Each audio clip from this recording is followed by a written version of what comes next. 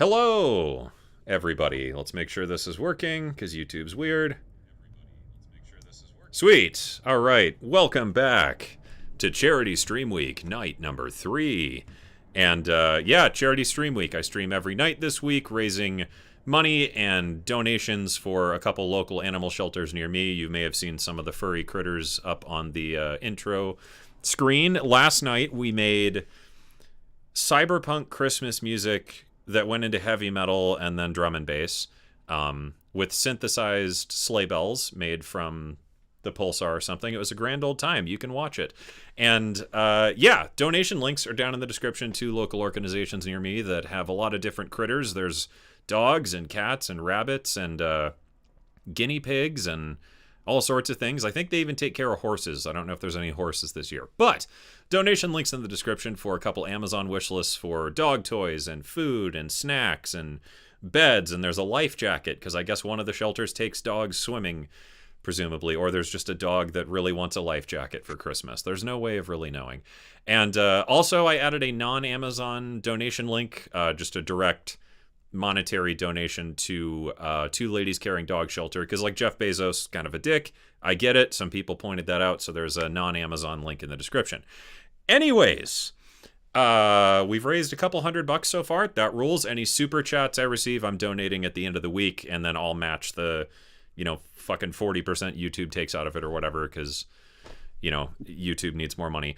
And anyways, yeah, that's the intro, that's the spiel. And tonight, I am joined by none other than Ryan Warden. And I had a soul-sucking debate with myself of what was the best font for Ryan Warden to bring him on here. Ryan is a good friend of mine. We've done some stuff. We've had coffee together. We have had tacos together. And most importantly of all, we survived Avowed together.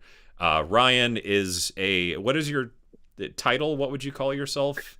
Yeah, I'm a producer, so my title's gonna vary. Yeah, like depending on what I'm doing, but it's all just a fancy word for producer. As Ryan told me before we started the stream, there's often a Ryan-shaped hole in game industry stuff, and Ryan is conveniently Ryan-shaped, so he does a little bit of everything: project management, organization, and finding people to work on things, and managing teams, and all sorts of stuff. So, the war on long-form content, yes, it's in the works. Anyways, we're going to have a talk with Ryan tonight, because on Monday we talked with my friend Jason Graves about working as a composer for video games, and tonight I thought it'd be really cool to have a conversation with Ryan about, I guess, the studio side, like the other half of the equation that I don't know anything about and I don't deal with, because I am not Ryan-shaped. I am a sentient mustache attached to a fleshy bag of meat. So, if you have any burning questions and want to jump ahead of the rest of the chumps in the chat and ask Ryan something super duper important, you can make a donation and share it in my Discord or a super chat and all that good stuff. And I see Dawoot Richard, you've jumped into the number 2 spot. Oh, okay. You were number 1, Richard. I'm sorry about that. I don't know. Wow, YouTube's really falling apart these days. Anyways, welcome, Ryan. Thank you for joining me. How are you doing? Yeah, pleasure to be here. It's actually a little bit surreal, because I'm used to watching through just the static, non-interactive screen, and now I get to see you do things live, and it's pretty cool. Yeah, and Ryan does know I actually sound like this in person. We met up in California. It truly sounds like this in person. Yeah, that's the number one question that I get. Strangers on the street, they stop me and they're like, "Does Cameron actually sound like that?" So I guess for everyone watching, just the lore dump on Ryan, could you give us a bit of background about, like, who are you and what does it mean to be Ryan shaped, and what have you done and what do you do? Sure. So when you and I met, I was the production director on Avowed, and so I've been in video games for coming up on 22 years now, just working in a large variety of capacities. So I started out as a tools programmer, and I was not a very good tools programmer, and so I made the leap over to production and started cutting my teeth, just working with teams and then larger teams, and picking up more and more responsibilities along the way. and just doing whatever I can to sort of grease the wheels of development and work with talented, creative people to make sure that their talent and their creativity gets into the game as fast and painlessly as possible, and that we put out a quality product at the end of the day. So that's kind of like my elevator pitch. Generally speaking, I drink coffee and I send an email. I'm just trying to move things along, and if I can do that in a state of constant caffeination, then I'm your man. Yeah, I would say you're most of all like a master of whiteboards and spreadsheets and checklists. Yes. And yeah, my whiteboard of doom. So when I'm clearly in my home right now, but when I first met Cameron, I had this great big whiteboard that I referred to as the whiteboard of doom, and I was just taking constant notes of the fires of the day and all of the things that were urgent and important that we had to kind of knock out. Yeah, it turns out video games are a lot of work. More or less. It's a little bit of work. There's a couple things that go into making a video game. Most of them are a lot of work. I don't know. What do you think the easiest job in like the game sphere is? Oh man, I think that's actually a really good question, and I'm going to give what sounds like the first of many cop-out answers for the evening. But I think that the easiest job in games is doing what you're really good at. So if you're really good at finance, for example, and you can get a job in finance in games, that's going to be the easiest job for you. And if you are a really good, let's say, intellectual property lawyer, and you get a job in games, and you're really just thriving in that, that is going to be the easiest job in games. So this is probably the first of many times that I'll be like, just be true to yourself, dog. Like that's all you have to do is just show up and be yourself. And games is easy at that point. Yeah. It's when you start getting into things that you're maybe not so good at, or you need other people to be good at. Like programming. That's when things start to get yeah. It was a slog, and I was not very good at it. But drinking coffee and sending email, yeah, I can do that. Yeah. So it's not all about just like sitting there and raking in piles of money. That's not like a position that's available. Just Scrooge McDuck style backflips into heavy metal coins. I don't think so. I think those roles are pretty few and far between. Yeah. So I talked a lot with Jason on Monday about kind of the groundwork of becoming a composer for games and things like that. And I know a lot of people in the chat had questions about like, I make really good music and such, or like I've been making music for such and such a number of years, and I want to get the attention of a game studio. And we both talked about kind of some ways about, going about that. But I think the other end of the equation is like you can position yourself a lot of ways, having a good portfolio. Jason and I both talk about the power of social media. I mean, that's how I met you and all that. But at the end of the day, like, someone at the studio is the one in charge of going like, that's the person, that's who we're hiring, instead of like the 83 trillion people who want to work in video games in some capacity. There's like one job available more often than not for like specific things, like I kind of talked about the analogy of people who move to Nashville and they're like, I'm going to be the next Garth Brooks or the next Taylor Swift. Totally.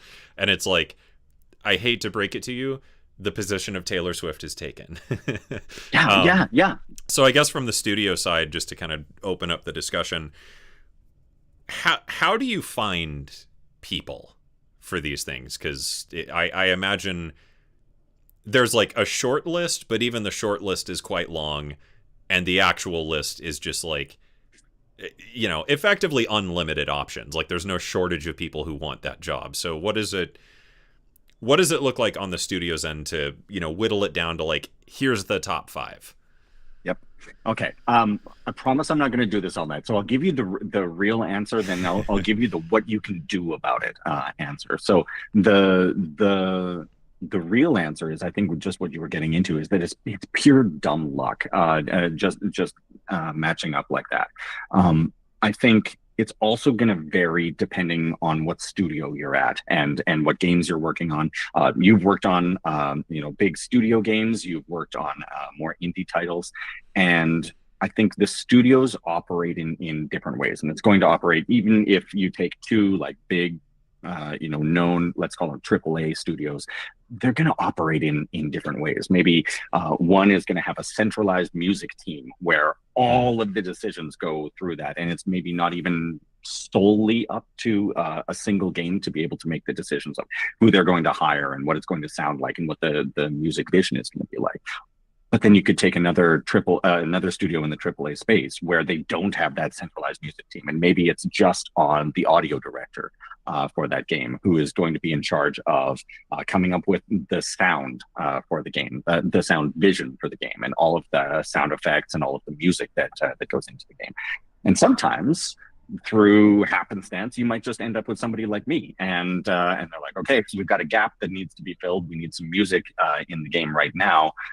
We need to fill that gap, and so you're really going to run that gamut of people with either subject matter expertise or no subject matter expertise, or just a burning desire to get shit done in the game, and knowing that there's a gap to be filled. So it's going to be really difficult as a musician, as a composer, to be able to please all of them. Sure. And I think getting back to your thoughts on the position of Taylor Swift is kind of filled. That's the best answer that I can give to any sort of aspiring musician, composer, is be true to your voice, because that's what's going to come shining through to whoever it is that's making that decision. And I realize that comes across as like overly sunshiny and trite. It's just, slugger, get out there and just be true to yourself. But I will say, for as similar as Ryan and I might look to everyone watching, it's very funny that he is very much like the sunshine, happy joy, and I'm the grumpy mustache. I get that a lot, but that's kind of it, and that's presumably why you got into music in the first place. Why random fictitious person that I'm talking to right now, is that you had something to say. And I think that that's what's going to speak volumes to whoever it is that's listening and is on the hunt for somebody, is looking for somebody with creative vision. And if you can get that creative vision to sort of mesh well with the creative vision for the game, then you're talking. It's almost accidental in that, isn't it? Of just like, it is. Jason and I talked about that on Monday, about the idea of, specializing over being a generalist, just because it's like, well, if you can write a little bit of everything, funk, disco, classical, metal, whatever, like that's all well and good. And I guess on the studio side, there are in-house composers where that is kind of the job, is like one game is a shooty, blowy uppy thingy that needs like and then the other's like a fun, cutesy farming simulator that needs like harps and things like that. So there are positions for that, but I think those jobs already are exceptionally rare. There's like, I don't know, a couple dozen studios that have an in-house composer, and like it's rare that job is open. But then we were talking about kind of the angle of specializing, where I think the thing, even outside of games, like doing work in like some films and stuff, I've noticed is that like what you're selling is very seldom your ability to make good music. What you're selling is like an aesthetic vision. And I guess that kind of leads into what you said of like, if you have a good aesthetic that's like super clearly defined, it almost makes you easier to hire, because it's 100%. Like, I suppose that would be the argument that like you could then find someone's music, bring it to the team and be like, see, that's the person, and this is what they do. Totally. And that's how it worked out on Avowed. I had you in mind, but I was keenly aware and actually kind of dreading that you might say no for any variety of reasons. And I'm like, well, I got to have a backup plan of some kind. So I was talking to a couple other folks, just sort of in the background, and like, hey, can you prepare a demo for me? We're thinking about doing something like this. I want it to be, fantasy, but not generic fantasy. And got a couple of demos back, and this sounds like damning with faint praise, but like very competent musically demos, very musically competent demos, but just not quite what I was looking for, and it just didn't quite sync up with the vision for the game. And then got super lucky, and you said yes, and I was like, okay, good, that's awesome, because your musical vision just synced up so nicely and so instantly with the game, and that made all the difference in the world. Which so, I guess was because I was coming like way the hell from left field over here. Like, I'm sure all the demos you got were fantastic, and then I'm like, oh yeah, so here's this.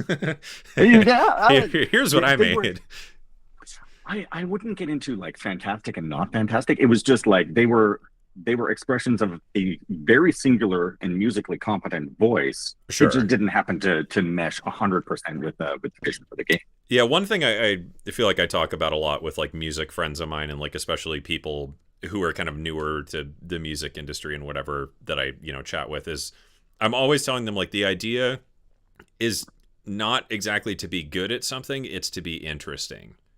Yeah. And I think that that's like one of those things that really sets you apart, is like if the production's a little messy, or if like the songs are a little weird or whatever, as long as you're able to own that and still like dial in things to like, that's the song, this is the vibe, that's the beat, whatever, that's incredibly valuable. Because I think it's also, it's probably a 50% blend of like bullshit and confidence, but I think the two mesh together very well to a certain point of like, if you want to play with the big kids, you need to be able to come forward and just say with like 1,000,000% confidence, like, that's my idea. Like it or not, I don't really care, but that's what I think should happen here. Yeah. And it's terrifying at the same time, because you're like, hey, I'm scrapping for a gig. What if they say no? Sure. The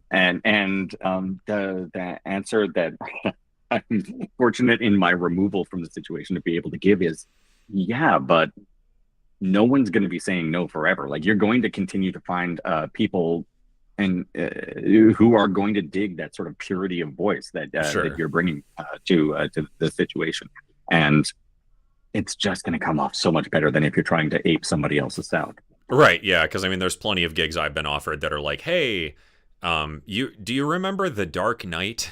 Like this quirky little indie movie, can you make something like that? Or like, hey, have you heard of this Call of Duty game, and like, can you make that? And it's just kind of creatively bankrupt, I think, on both ends, to just squish someone into a box of like, here's kind of the paint by numbers version of like, it needs to do this, and this, and this. And I think to some detriment, that is where, large studios end up. But I think it's also out of necessity, because I think, something I'd be interested to hear from your perspective. The way I always talk about it is, in indie games and stuff, I love working on them because there's a lot of risk, 5 people putting years of their life into like this thing that may or may not make any money at all.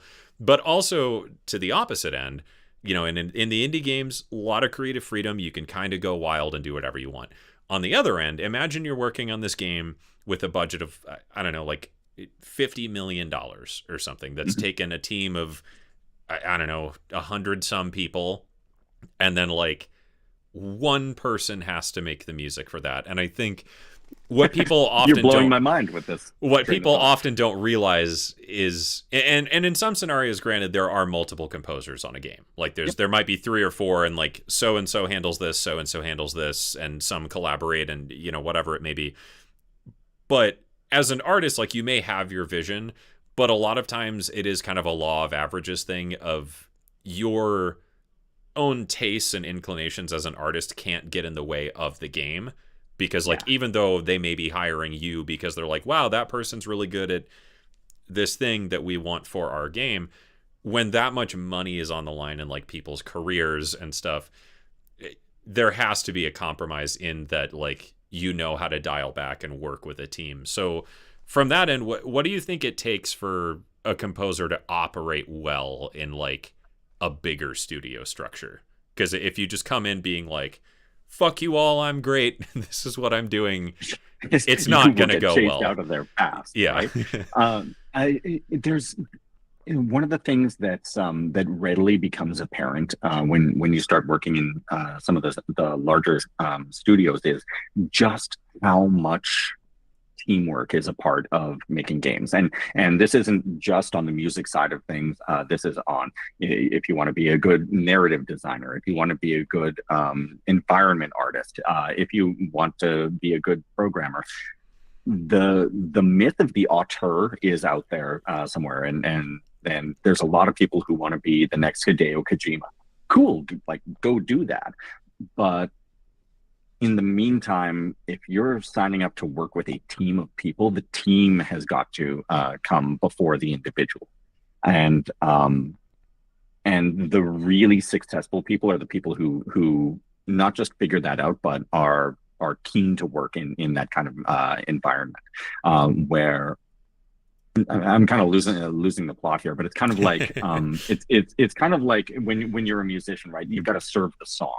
Like you might have a ton of great ideas, but if you end up killing the song by just throwing in like, oh man, I'm going to put in 16 key changes, and it doesn't work out, you have to serve the song. And so ultimately, as a game dev, you have to serve the game.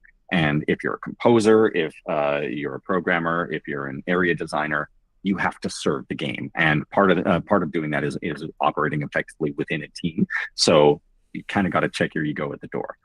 So that's one of the things that's going to make you a successful composer. And the second is just like slotting into the vision as well. And making good music is also, making good music. Somewhere in there is like, that also helps a little bit. Oh, Jason, thank you for the donation. And I am Foreman. Thank you. If you guys have any ultra mega burning questions for Ryan, please let us know in the chat. And Kalios is here. How's it going?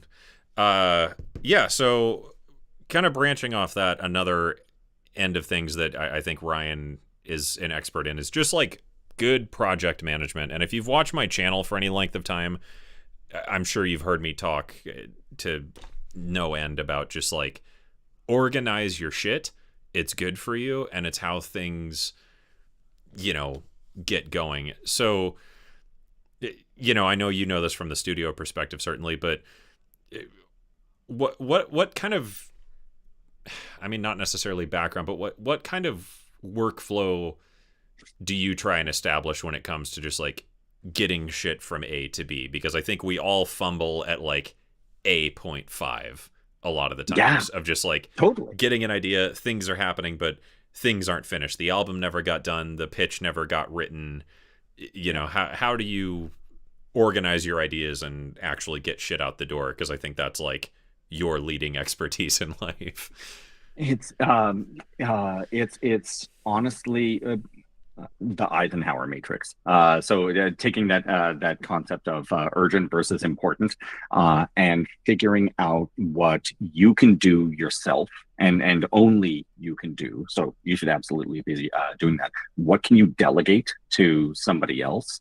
That comes in really handy if it's something that literally anybody can do. That frees you up to do the stuff that only you could do.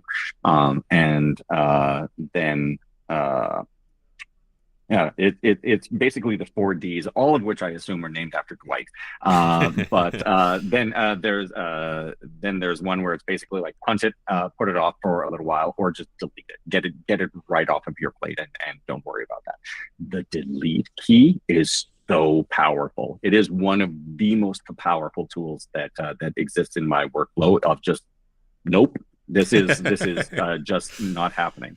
So if it's something that can, I'll give you a couple examples. So something that only I can do. Maybe it's going to be something that unblocks the team, or I've got to get this contract done for a composer so that we can get him or her or them set up so that they can do some work for us. I've got to get that unblocked really, really fast. And maybe that's something that only I can do.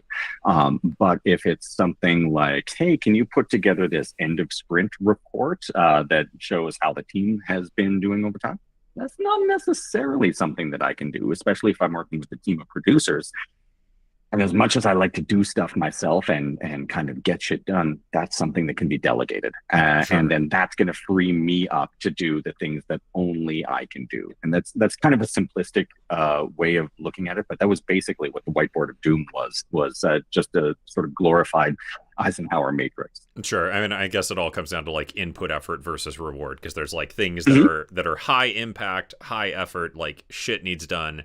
and there's like high impact, low effort, which is like just get it over with, and then there's like, you know, high effort, low impact, where it's like delete key. For sure. It doesn't matter. I saw that I Am Foreman asked, when did you know that this is what you wanted to do for a career, Ryan?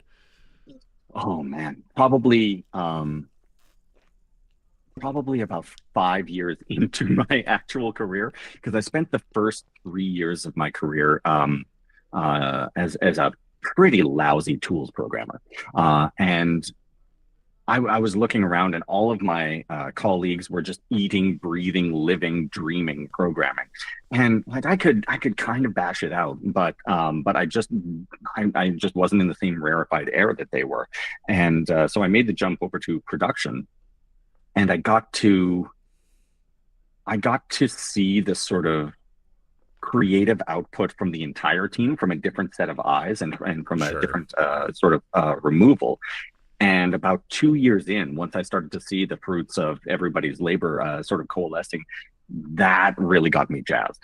So it was only after a couple of wrong turns early in my career that I started to mesh with something that actually was kind of key to my personality, and something that I actually enjoyed doing. And that made all the difference for me.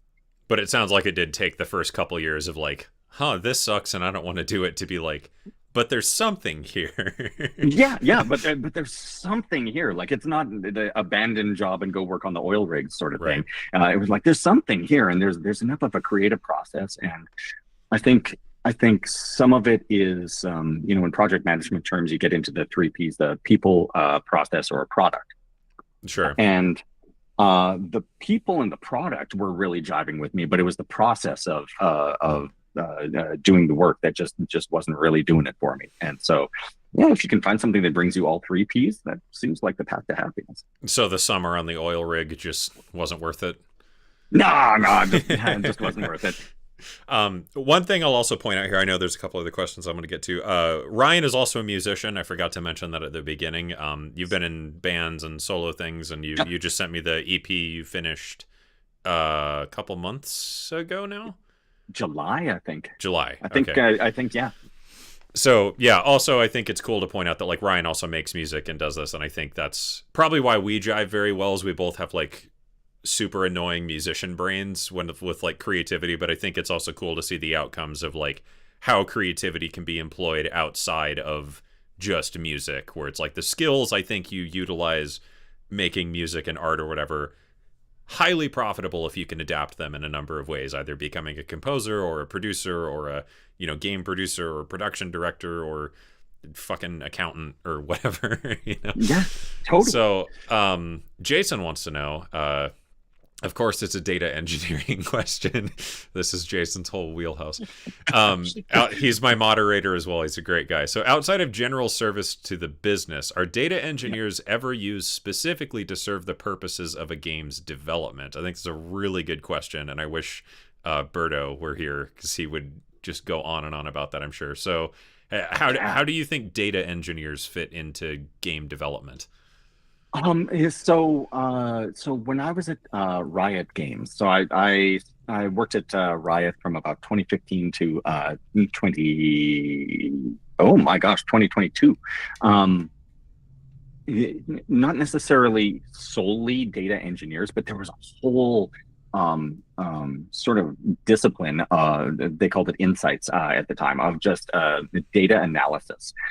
Folks who were maybe business analysts, they were data engineers, there were just all sorts of people who were, their main job was collecting data, trying to figure out what it was saying, and then how that could be applied to the games that we were making. And there were a couple of times when we were preparing for maybe some beta, or some beta, a beta to go out, and we were like, is this actually going to make sense? Are we going to make any money with this? For the game that I was working on at the time, we didn't really have to worry about money, because League of Legends was going gangbusters, and that was going to take care of Turns everything. out that IP was worth a couple dollars. Yeah, it was worth a couple of dollars, but there was still this insights crew who was going like, okay, hold on, like we need to analyze, okay, what are the gameplay mechanics that we want to introduce, so that one, we can pay for this game to be online, but also how do we do that in a way that's not evil, that doesn't punish the players? Like we still want to put the player experience first, but how do we start to introduce monetization in a way that still funds the game but is doing right by players? So like that's a really interesting space to get into, particularly for data engineers. That confluence of cool, let's do the right thing by players and honor the player experience, but also find a way to make the game not just solvent but profitable. Right, yeah, because I guess that's the other problem with games at large scales is like, all right, we've put $30 million into this. Now we need to make that back. And it's like, that's a lot of money. For like your average person who's going buying cereal, like, yeah, that's a lot of money. Yeah, you can't just have one player pay $30 million, No. It turns out.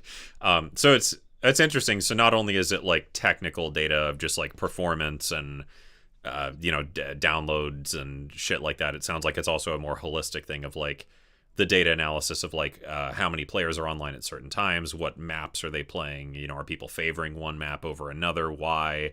And then I assume there's other data in there of like, okay, so people favor this map, where are they clustering, what are they doing, what how do they play together, how do they like play against each other? Yep, that's probably a very, I don't know, it's an interesting combination of like left brain, right brain stuff, even though that whole theory is like complete bullshit. But yeah, I think that's pretty cool. I guess that's math. It's neat stuff. Yeah. It's everywhere, kids. Lumberjacked, thank you for the donation. Pretty niche question here.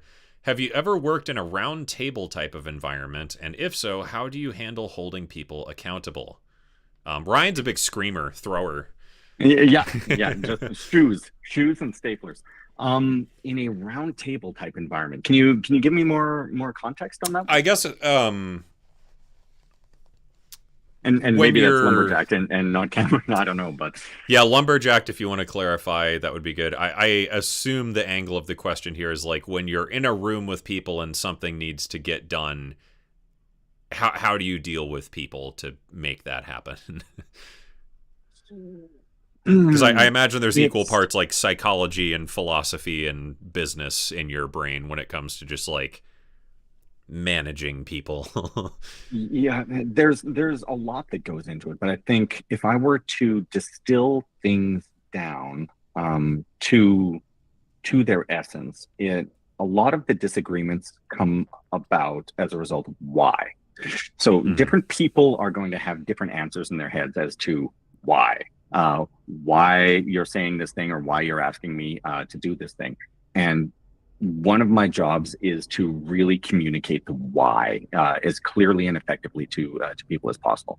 And I find that if you can do that where it's not the sort of like explanation of why for some sort of nebulous them, but actually like delivering the why to the person, saying this is why this should matter to you, that's really, really effective. And all the more if you can be breaking down, say, game level goals down to team level goals, down to individual person level goals,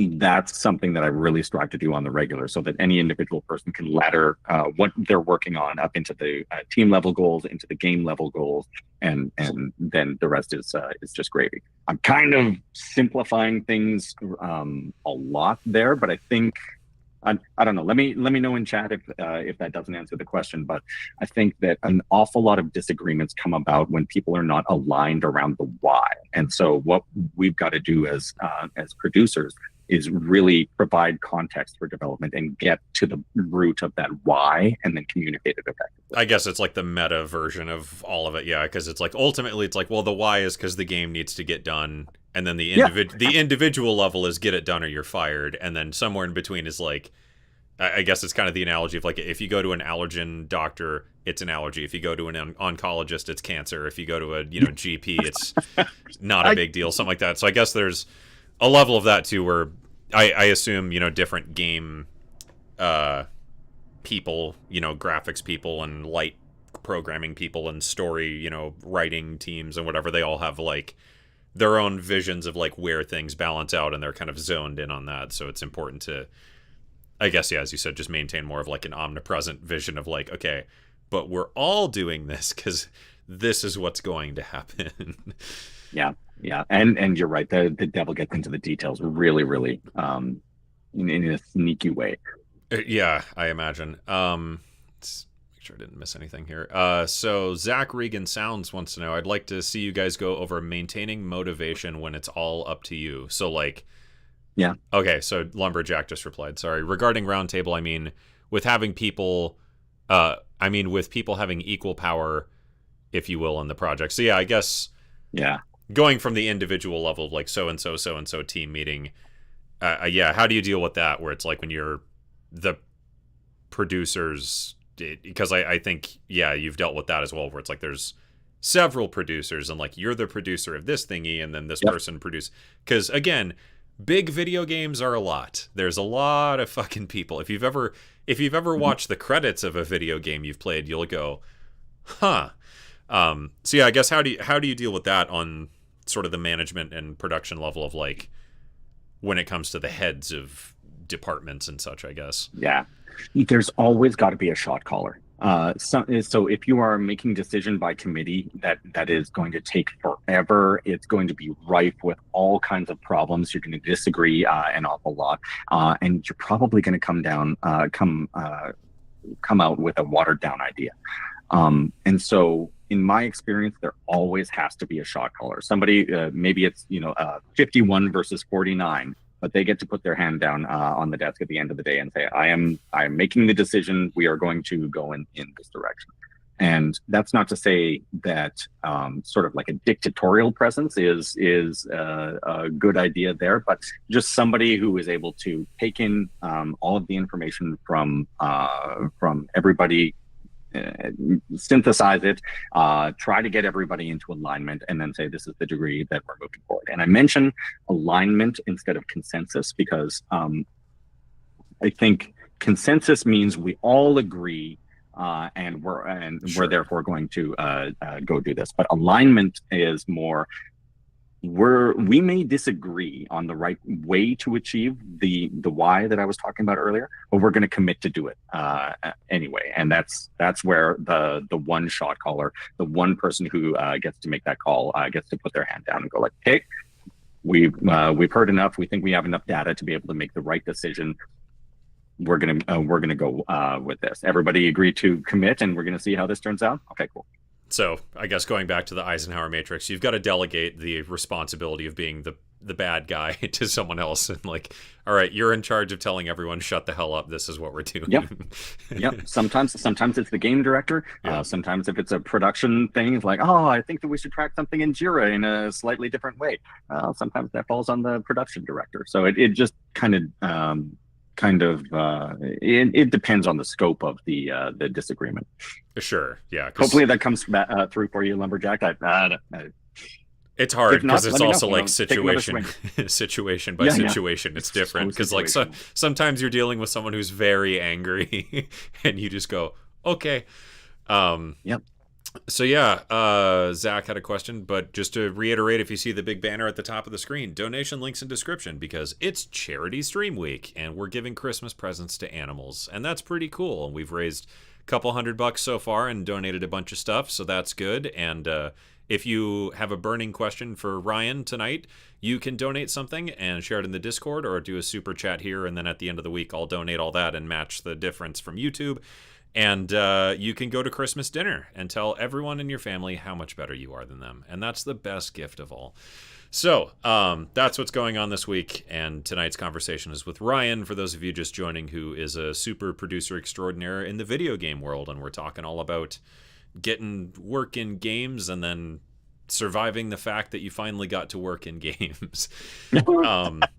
So Zach Regan Sounds, I know, is a sound designer, and we've worked on some stuff together. Zach wants to know, I'd like to see you guys go over maintaining motivation when it's all up to you. So I know a lot of your experience is more like double A, triple A stuff, but I know there definitely are things that just fall on the shoulders of Ryan that I have Yeah. seen you survive. So yeah, I think the other thing, Jason talked about this a bit on Monday, is like the scale of larger games and even some indie games can be like a multi-year effort, which I'm sure, musicians are familiar with to some extent, of like some songs take 24 hours and some take like months, as I know you Yep. recently dealt with this EP when you were sending me whatever song that was just like back and forth and back and forth.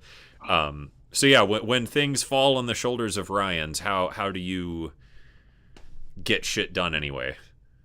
Um, so I'm a big systems workflow guy, and I think that is sort of workflow speak for motivation fades, but discipline keeps you going.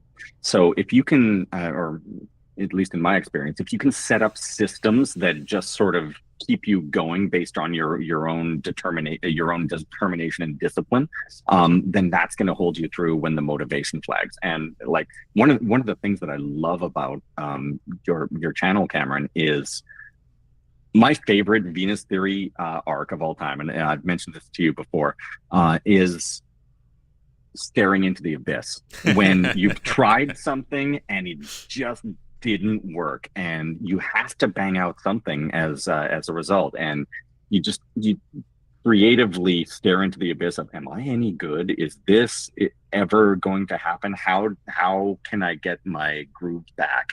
And then of course, because you're it comes out beautifully in the end. You managed to bang out something that I never would have been able to, and it sounds magical and beautiful. But what attracted me to your channel in the first place was that, and because I wrestle with that staring into the abyss and saying, oh God, how am I going to get out of this? Am I going to get out of this?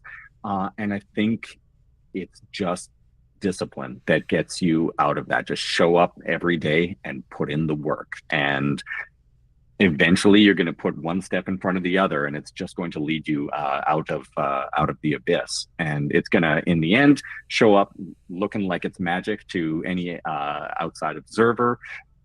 And you know better than anybody else that it's taken a lot of soul searching to actually get there, and it hasn't been exactly a fun time to get there. But just sheer bloody-minded perseverance, and hopefully having the support network of systems in place, or a buddy that you can talk to and bounce some ideas off of. That's what's going to get you there. Yeah, there's nothing like the Slack homie whenever you're working on a project, like that one person on the team where you just get to be like, fuck this. Everybody needs a buddy. Everybody does. Yeah, I think on my end, yeah, I agree with a lot of that. To me, it's, yeah, I don't know, I always just hear the words of my dad echoing in my brain of like, well, you can do it or you can quit. Like those, it's very binary. Those are your options. You can just fucking finish it, or you can just quit. What are you gonna do? And it's, and that's so powerful. This picks at your brain. I think it is, because it's one of those things where especially as creative types and whatever, we often find ourselves spiraling in just these like depressive arcs, or these very angry moments, or things like that. And I think it's just like, some people don't give enough credit to the idea of like just pure fucking rage being a very productive emotion. Like it's hard to feel that in the moment when you're just like self-loathing and miserable and whatever. But if you can channel that, like, it's often pretty useful just to like, that's all the juice I got. I'm not happy about this. I'm not enjoying this experience, but I am goddamn mad as hell about it. So like, that's what we're channeling through. I'm going to use that to propel me forward. Well, because sometimes it's like, that's all you got. And again, to me, it's just that binary operation of like, well, I can do it, or I can just fucking quit and sit here and cry about it. So I don't want to do that right now. I do want to cry, but I'm scheduling the crying for after I'm done with this. Yeah. I'm so sorry. I'm having a hell of a time reading that name. Raiden. That's what I'm going with. Lex for short. Ryan, what steps did you take to get your music? Oh, maybe this is more towards me. What steps did you take to get your music noticed in the industry? I've been composing and producing music for years, but I have no idea how to even get my foot in the door. So, I think That is maybe 100% more you. yeah. So, like, long story short. Oh, Rain Vivian's here. Hello, Rain. Hope you're doing better. Yeah, I mean, I've just been doing music stuff for a very long time by now. I mean, my entire adult life has just been like music and shit. And, I've done a little bit of everything over the years and then got into YouTube and started doing sound design and sample packs. And from there, I was getting commissioned to like write demo tracks for the sample packs as well. And then, it's just kind of this one thing leads to another sort of situation, as Ryan said. And kind of like Jason and I talked about on Monday. I've just had a lot of stupid luck of shit just falls in my lap sometimes, and I try not to think about it too hard. I've been very, very fortunate in my career to just kind of be in the right place at the right time a lot of the times, and I think to my own credit, be able to capitalize on those opportunities by being, one, not being an asshole. I'm pretty good at that. And two, just like being able to really talk about an idea with like an unnerving level of conviction. Like when I get really locked in on a thing, I'm like, that's it. That's what it's going to be. So with the games industry, a little bit of everything, sometimes just pitching to games I found on Steam that are really tiny. And I'm like, this game seems cool.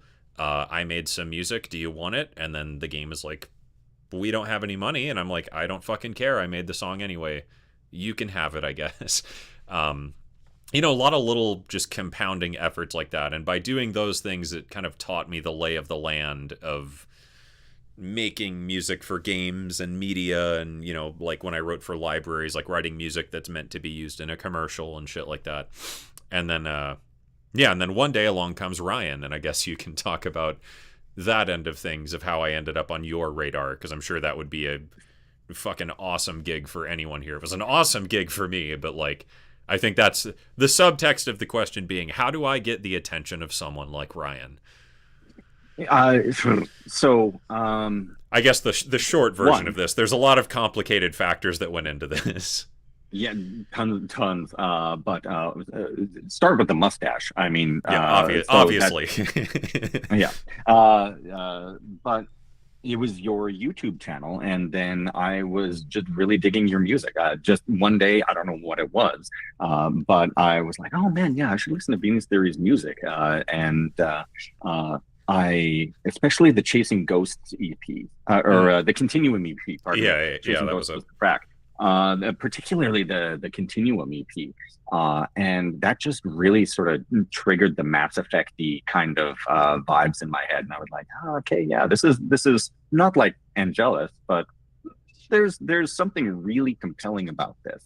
And I remember saying to my friend Dave, he and I got a band called The Infinite Noise together, and we were talking about music, and I was like, Venus Theory, I'd like to work with Venus Theory one day. I think that we could do some video game stuff.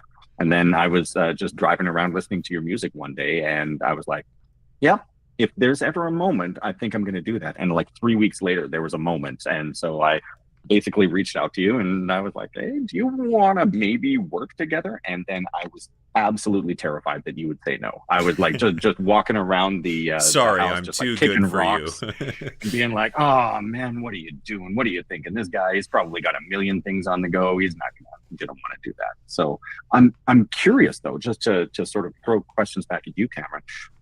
How you've had a lot of different musical gigs.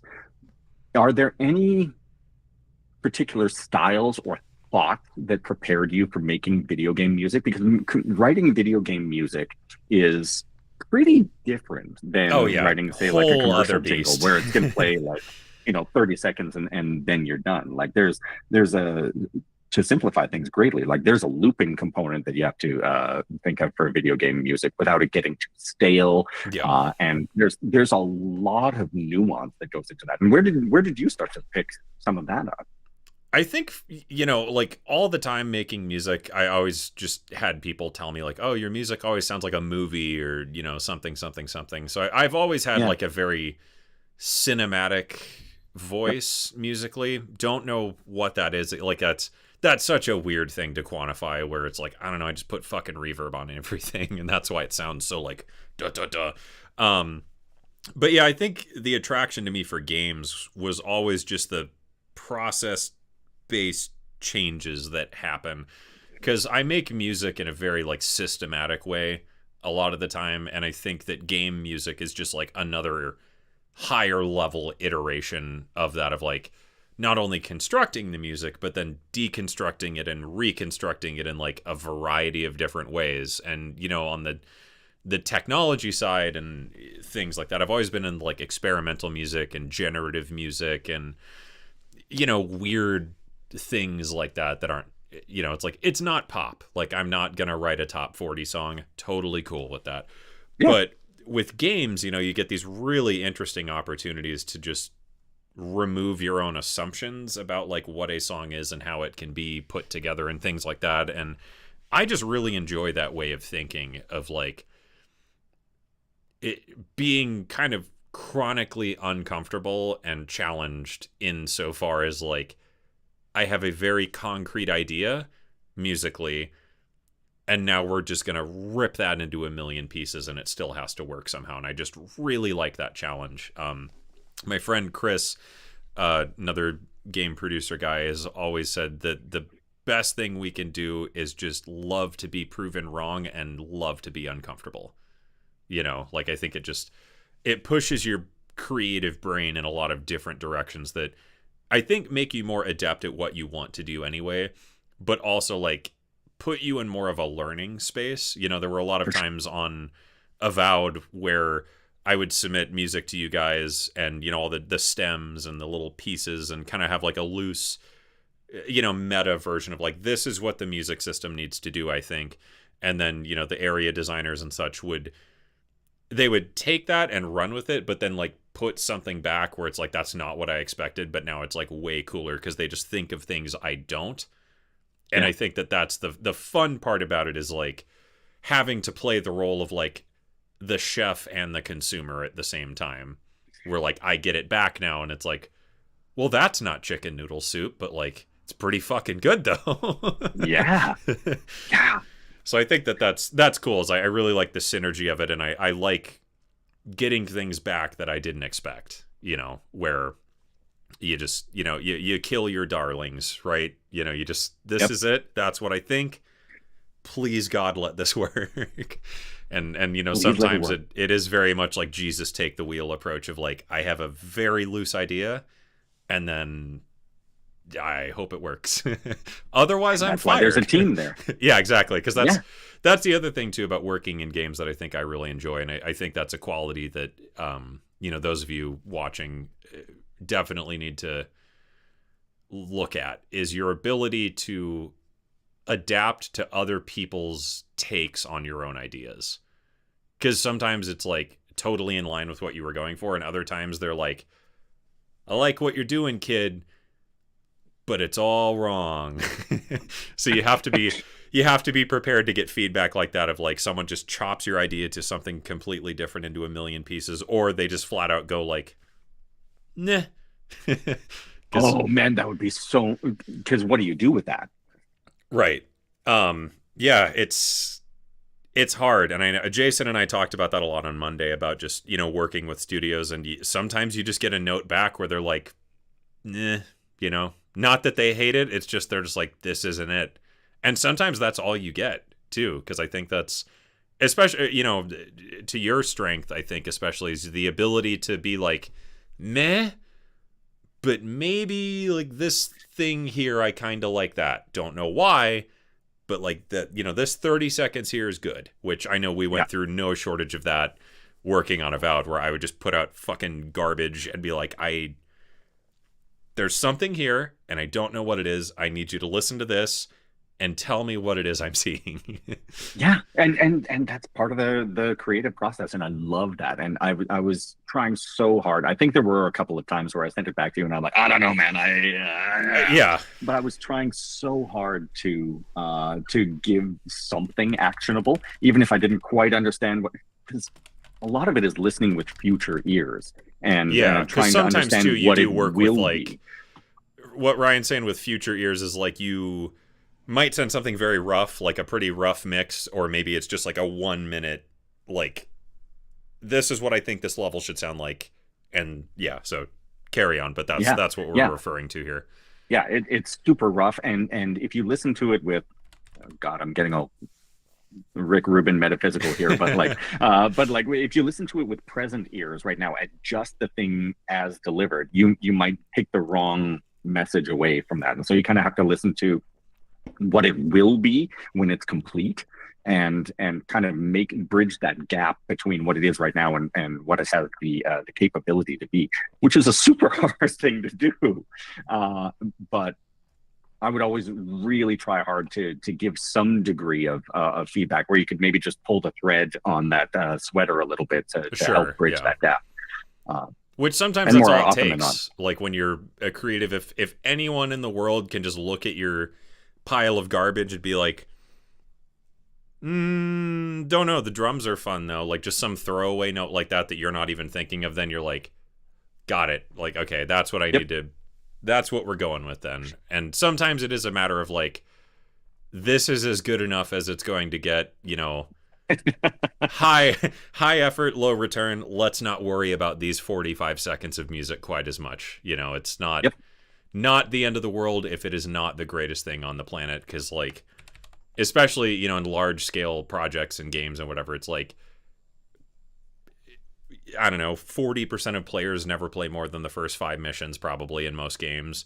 So by that extension, there's like 60% of people even play this far. Of those people, 5% are, you know, not listening to the audio at all. 20% muted the music anyway because they want to listen to Spotify. So it's like this Yep. this little part with this thing, irrelevant. Let's not worry about Yep. it. Yep. Luke Bukowski, Ryan said his EP came out in July. I don't see a link. Oh, yep, my bad. Oh man, no, you don't. Hold you don't on. want I that. have it somewhere. Oh, Shit, it's it on is. Spotify. Let me log in. Uh, I don't it is. actively use Spotify is the problem. Bup. It is a snapshot in time. I will, as all creative processes are. There's some stuff in there that I really like to this day that I think holds a lot of promise. And there's some stuff that I listen to, much to your point just now about like, we're gonna call this good enough and Right. move on. Well, because I think that's the ultimate thing is like, as a creative, you are restrained by your own capabilities within that moment. It's always easy 6 months later to look back at your EP or your 100%. song or your album or your tour and be like, well, I fucked that up pretty bad. But like, that's not really valuable information as it pertains to the thing that exists anyway. Because like, it's out in the world, it's over. If it was total dog shit, fine, let's take that moving forward. Because otherwise, like, and that may not be reflective of where I am right now. Right, yeah, exactly. Because it's like when you put out your first song ever and you get 20 plays on it, you're just like, oh my god, 20 people listened to my song and I didn't even know 12 of them. You know, because like I sent it to mom and dad and everybody, you know. But then, you know, you look back and be like, oh, only 20 people listened to my song. And it's like, well, at the time that was fucking awesome. Or at the time that was terrible. But the next thing did better. Maybe the next thing did worse. Like, it's only information as relevant as what you can take away from it, I think. Yeah. More often than not. Because it's like, it's easy to be miserable. It's hard to just fucking deal with it. And like, that's, as you said, discipline is what often makes things end up happening anyways. Because otherwise, if you're just sitting there waiting for like awesome things to happen to you all the time, that's exceptionally rare unless you're like a billionaire, probably. And good enough and done is better than perfect and never released. Yeah. FX note, in VFX, it is a collaboration for sure. It isn't really a them and us thing at all. Is everyone having a good time?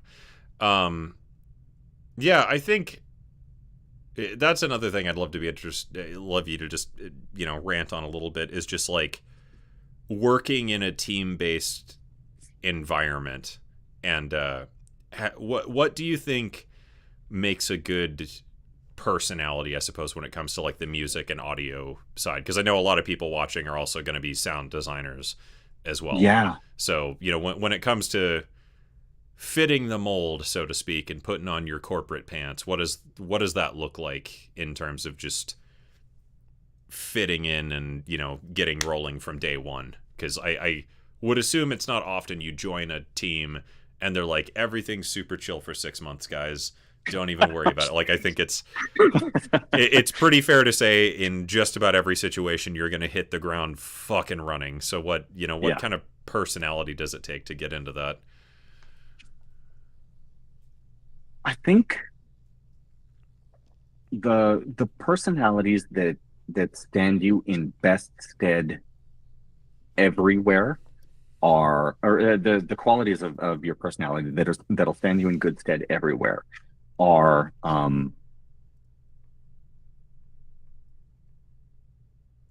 I want to say patience, but I think I'm going to say empathy instead, because it's kind of the like being able to empathize with somebody else's perspective, particularly when things are getting stressful, when you've got a lot of complications and you've got a lot of work to do. Being able to empathize with somebody else's perspective on the team and push down your own stress levels so that you can lend them a hand. That's absolutely huge. Being able to communicate. Even if it's something along the lines of like, hey, my stress levels are real high right now. Could you come back Monday? Or, okay, well, I have these things to do on my priority list. You've just asked for one more. Where would you slot them in terms of the priority? And not like asking in a snippy sort of way, but like legitimately saying like, okay, I'm going to be open and communicative with you. Here's all the stuff that I've got to do. Where would you put that in? Like, oh man, that doesn't even make the list. Okay, no problem. We'll come back Monday. We'll get to you. And then having a sense of teamwork, just digging in and doing what you can to help the team. If you can show empathy, if you can have good communication skills, and if you legitimately just want to dig in and help the team succeed, you're going to be just knocking down doors, no matter what your career is, whether you're a sound designer, whether you're an audio director, whether you're a game director. I think those three things are paramount. Sure. I guess kind of on that note and branching off that, one of the big things when it comes to working in games is writing a pitch. And I think that's another thing that is the messy devil in the details of getting your foot in the door. And kind of circling back to Avowed a little bit, I suppose, is a good example of this. A lot of people watching, I'm sure, will make great music and have like a vibe and have an aesthetic and all the things we've talked about so far. And I still get messages and stuff about this to this day, where it's like, why did they pick you for Avowed? Because it's like that's a bit of a backhanded compliment, right? Yeah, exactly. Because it's like, I totally get where you're coming from. Because like I would have looked at a game like Avowed and been like, wow, that's super neat. I ain't fucking doing it, because it's like, that's not my normal realm of specificity. And I think that to my detriment, and also potentially to my greatest strength in my career as, a musician and game composer, is just like, I have a highly specific thing it is that I pedal to people. Yes. It's a lot of reverb, as I said. And, when it comes to pitching, I think one thing people don't understand, and I get asked about this a lot, is like, how do I write demos? And I think people think of demos as like when you're demoing a song to your bandmates, where like you open GarageBand and you just rough out some shit and some chords and you're singing and whatever. But when it comes to pitching for a game, like, that is not what a pitch demo is. Like, a pitch demo is a completed, like, super polished, you've got to like mixed, mastered. Yeah, like a pitch demo is a final product. Like, just to kind of put that point up front. But when it comes to having this like vision and this aesthetic and whatever, I would be interested to hear not only what you think makes a successful pitch demo, but what you think makes a successful outfit of somebody. You know, where like when you listen to my music and the, you know, the Continuum EP and whatever, that is pretty directly the opposite of Avowed in like every way, shape, and form. So for people watching who might make, you know, classical or dubstep or whatever, what do you think it is that kind of completes the picture to go like, I like what you're doing, I want you to apply it to this? And then branching from that, what do you think it is that they make that makes a successful pitch?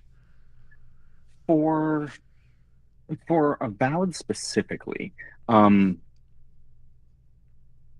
you have a very cinematic style, and you touched on this earlier, and just throwing reverb on it doesn't do you justice. I think there might even be some sevenths. There's a couple other things that happen, but it is mostly Black Hole. But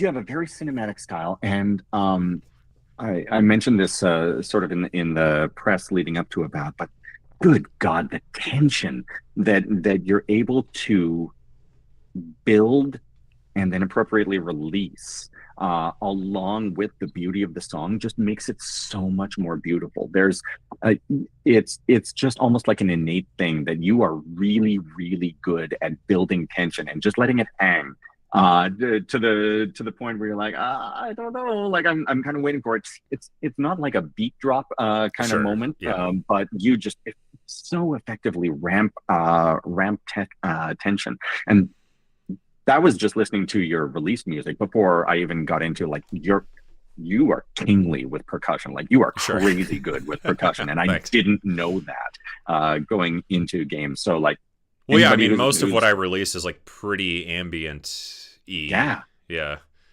Yeah, and you are really, really good at percussion. Had I known that, that would have made it so much easier. But it was the cinematic beauty married with the tension, and particularly for Avowed, we were going for something that was not necessarily on the nose fantasy. Like it's yeah, I mean it's a fantasy-ish soundtrack, title. But yeah.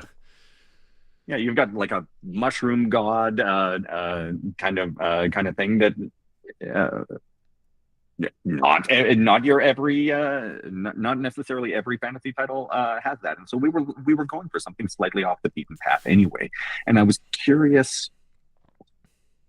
to see how you could apply that sort of tension to a game where, if we do it right, things just kind of get weirder and weirder as you progress through the game. And you know, whether we wanted to go like full orchestration or not, I was kind of leaning towards like maybe no, because I want to try something different for this title.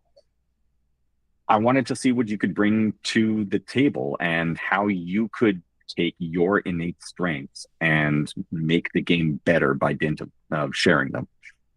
Sure. And I realize that's like simplistic, and that's going back to like just follow your voice. But yeah, I mean that's kind of like we talked about, is like it's the specificity thing, is like I think if you go to my website or my Bandcamp or whatever, it's pretty clear like right away, like that's my thing.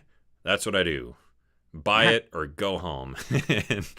and I think that can work, but you know, then it all comes down to like, I guess you could see my style and go like, okay, yes, but like for a fantasy game. So that's like the question. So then it comes time to like write the pitch, where if some, you know, game studio approaches you, what was it you were looking for? And I guess what is it you are looking for when you're asking for pitches from composers to, you know, narrow it down from like the top 3 or whatever? Because I think there's usually like a dozen-ish candidates, and out of those, only a couple get the call back at all to even write the pitch. And then after the pitch, it's like one person gets the call back.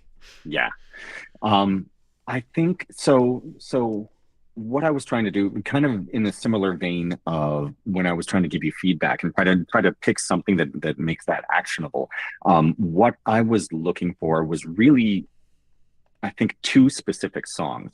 One of which was this region that we had just been working on at the time, and we desperately needed some music for. It was a very tense sort of thing. It was in a region of the game called Port Northreach, and when you get there, you discover that something has gone like horribly wrong within this sort of castle strongholdy kind of thing, and I wanted that ambient tension, and not necessarily horror, but sort of a fantasy take towards something has gone pretty wrong here. And then contrast that with the first like major zone of the game, Dawnshore, where you're kind of in pastoral fields and you're going to be there for a long time.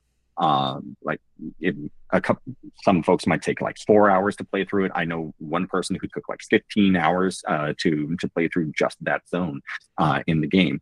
And then it's like less tension because the sun is shining and you're going through the meadows and you're also getting introduced to all of the denizens of the land, and you got to go fetch 14 rabbit pelts or whatever from this thing. And oh, by the way, we learn an important plot point. Contrast that against something that's very much a set piece moment, and then you've got something to work with. Then you get a sense of, okay, so how is this person going to approach music for the entirety of the game? Something where we're going to be playing this for a long time. Am I going to get sick of it? Is there going to be like is there going to be like recorder in there? Is there going to be like loops and stuff that just doesn't totally fit the vibe? But like, let's find out now. I don't know that I'm 100% asking or answering the question, but yeah, what I mean, like I guess kind is, of the summary being that like what we're looking for is how this person handles our ideas and does it like complement them or not? Because man, well said. Yeah, I think the thing Jason and I talked about a lot on Monday is like when it comes to getting work in games, especially, and I'd be curious if you can confirm this from like the studio end as like the person who hires the people and writes the paychecks and whatnot. What we talked about was this idea that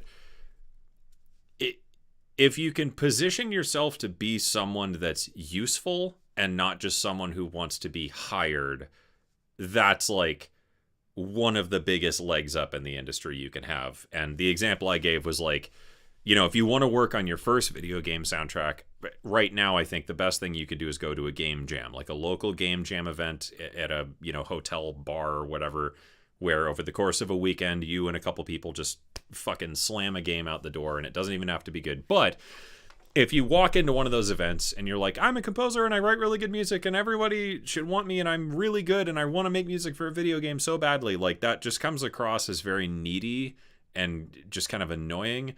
And I don't think it makes you an interesting choice at all, because that's not a special quality of like, I want to write soundtracks for video games. Like, well, yeah, a lot of people do.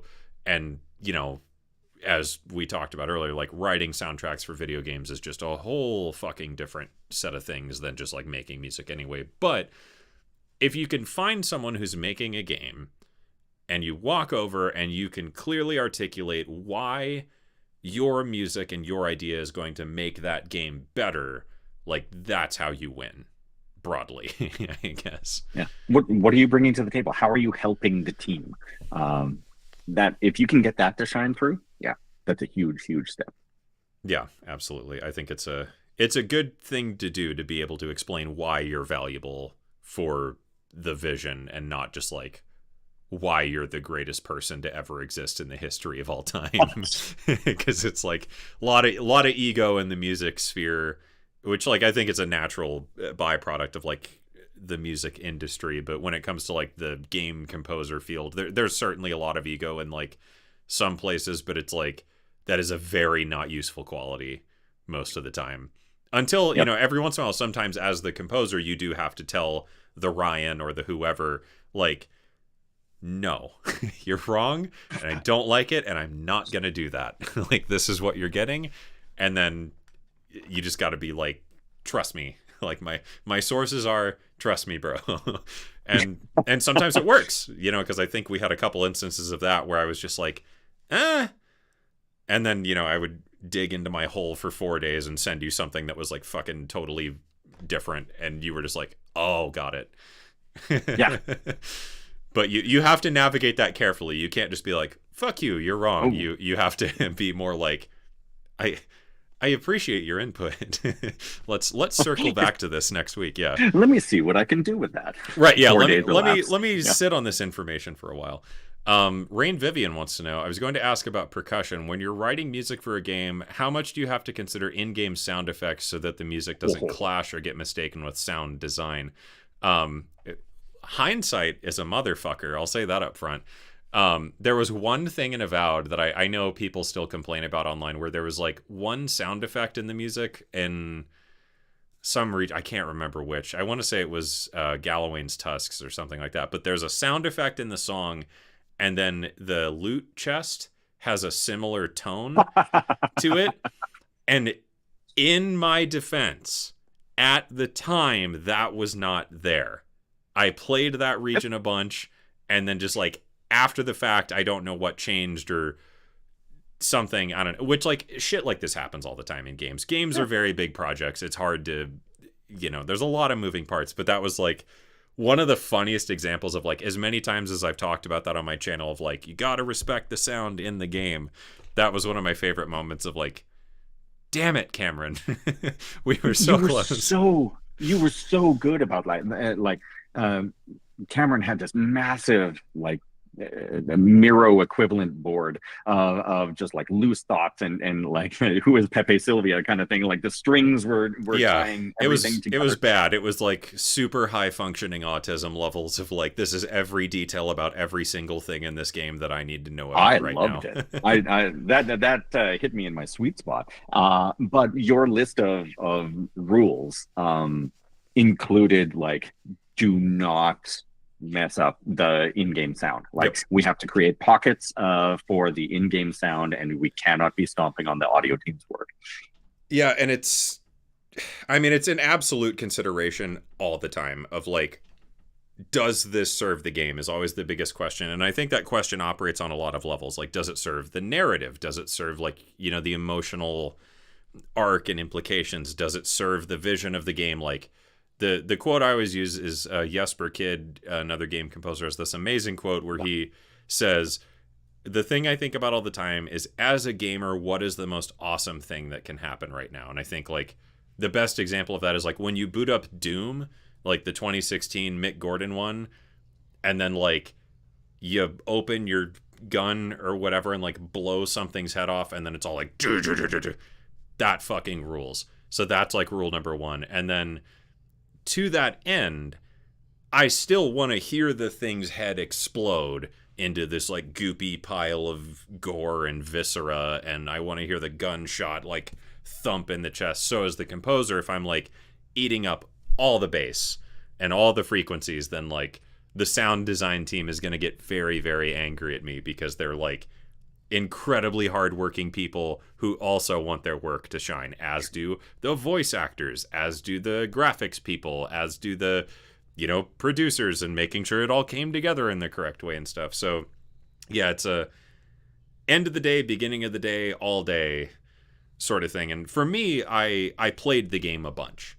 Like, I would just, whatever region I was making music for, cutscene or whatever, I would play that region for a couple hours and just screen record it, or I would just watch the cutscene like over and over and over and really critically think about like, is there dialogue? Is there like a thing? And in some cases, I know a lot of the cutscenes Ryan and I were working with didn't have the sound design done yet. There were just like, not for a long time. Yeah, there was like temporary dialogue, or just like sometimes there were sound effects, but it was like, this is not the sound effect that will be there. So again, future ears of like, there's like just a crumpling paper or something, but it's meant to represent like impact, big boomy noise, go here.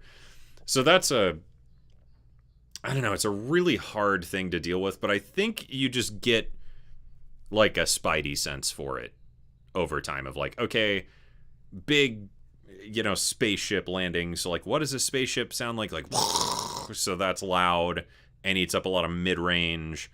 And then when it hits the ground, probably big sub impact, hitting dirt and shit, and it weighs a bunch. So then the top end is open. So then musically, like what, as Ryan said, like pockets do we have to work within? And I think in most cases, like I said, I've developed a spidey sense for that. But on other cases, there are like conversations worth having, I think, where I think there were times I would bring it up to you, Ryan, and just be like, hey, I think this, and this, is that what the sound team is doing? Or, do you have a thought here or whatever? But I guess on the studio end, how do you look at that? I mean, as the producer, I guess you're the one that then gets the music and the sound effects and the latest build of the game and has to play it and go like, nope, or like, yep, nailed it. So what is it you're listening for? Sometimes.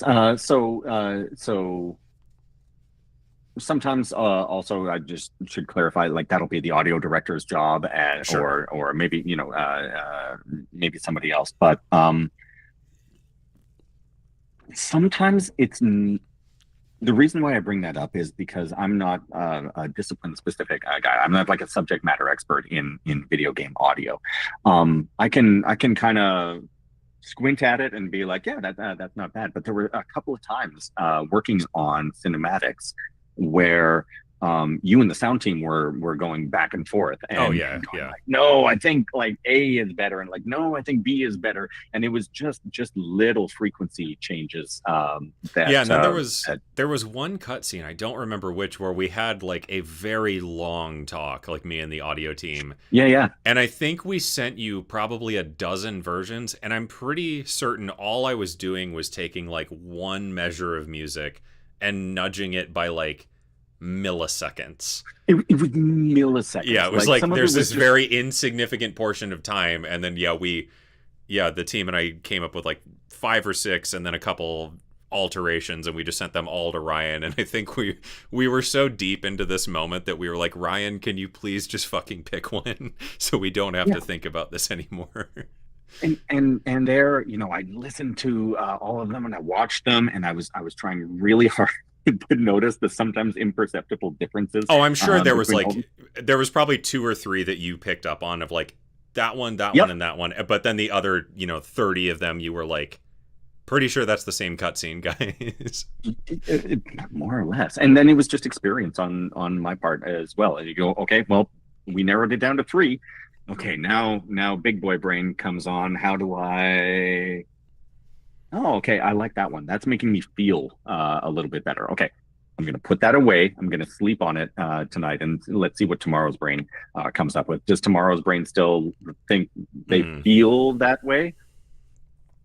Oh yeah, it turns out I still like the way that this feels, and that's probably going to give the best player experience. Like, good, we're going to make a decision. We're moving forward. Because I guess, yeah, again, you're looking at it with like the big lenses of like not only does it sound good, but like in the context of the game, I've been playing this part for so long and I hit this cutscene.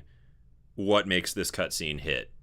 Something like Yep. that. So Yep. which again, this is why it's beneficial to be like a good team player, because sometimes Ryan comes back and says, guys, like everything you're It's not doing, landing. yeah, we're not doing it. We're not doing that. Start over. Greg Cucharo, thank you. Greg wants to know, is there a particular instrument type that lends itself more to game music than others, like percussion over synth pads? Think from my end, that's like incredibly relative. If I'm scoring, I don't know, Resident Evil versus like Animal Crossing, there are very different things that work for like game music. I think it's mostly on the composer and knowing like what instrument has a certain vibe to it. Jason and I talked about this on Monday as well, about just the aesthetic qualities of sound. Where Jason and Jason Graves, he did Dead Space and all that. He was talking about like on Dead Space, just recording the orchestra making awful noises because it just has like, that sounds like what Dead Space should sound like. So I think it's all distilled through the lens of experience and knowing that like, all right, if this is the thing we're doing, these are the instruments that translate that idea back the easiest. I'm sure Ryan can share the horror story, because I'm going to have like a PTSD episode of the desert place. Yeah, Shatterscarp. Shatterscarp, that was it. Yeah, Yeah, yeah. Ryan can tell his side of this story. This is a fun lesson in like finding the instruments that sound like a video game. Oh man, yeah. Brutal. That one was really, really tricky. How long was I stuck So on that? Because I was like that was a classic Venus theory staring into the abyss moment oh yeah, for like a but month. I don't know. no, it was like a week. So Was the it? thing God. is, Okay. So in my time dilation, this week was the longest 7 months of my life. you you were so fast. You were banging out like regions in like a week, which is incredible. And it was all pretty good stuff. Like we'd have iteration times that would stretch that out over the course of about a month or so. But you were banging out the initial concepts for regions in about a week, and I think Shatterscarp took like 2 weeks. Yeah. It seemed like forever because we went to that classic Venus theory, staring into the abyss. But it was remarkably fast in the turnaround. But before we get into Shatterscarp, you played banjo on Avowed, so we're talking Yeah. like a fantasy game, and you played a banjo, but it wasn't like ding ding ding ding ding. It wasn't like a classic kind of banjo sound. It was that bowed banjo that gave it a completely different dimension that was 100% right for the game. And so I think with your bent towards sound design, that really helped. Like Oh you yeah, could for take sure. pretty much any instrument at that point and make something that sounds thematically appropriate for the game. Shatterscarp was brutal because was it the last one that we no, it was close to the end. Second or third So to last. It was yeah, towards the end because I remember my problems being I've been writing on this for a long time and I've exhausted yeah, a lot of my favorite ideas. I've been writing on this a long time and I'm tired of it now, boss. And then yeah. like the big debate I remember having, which we talked about at the time, was in my mind as the composer, right? So there's like two kinds of desert music. We have Disney's Arabian Nights, and then we have like cowboy shit, which again, banjo, dun, dun, dun, dun, or we have like, the duduk and whatever, Mhm. which is just like, at that point, I'd been writing on Avowed, and Avowed had for better or worse, whatever you think of it, very distinct musical thing that it has. And then I was like, we have a desert scene, and compositionally, these are the two areas we can lean into that make the most sense as to state to the player, you are now in the desert part of the game. And I just thought both of those ideas sucked. Because if we Yep. go like spaghetti western, baritone guitars and shit, we can dress that up, but then that's just Borderlands to me.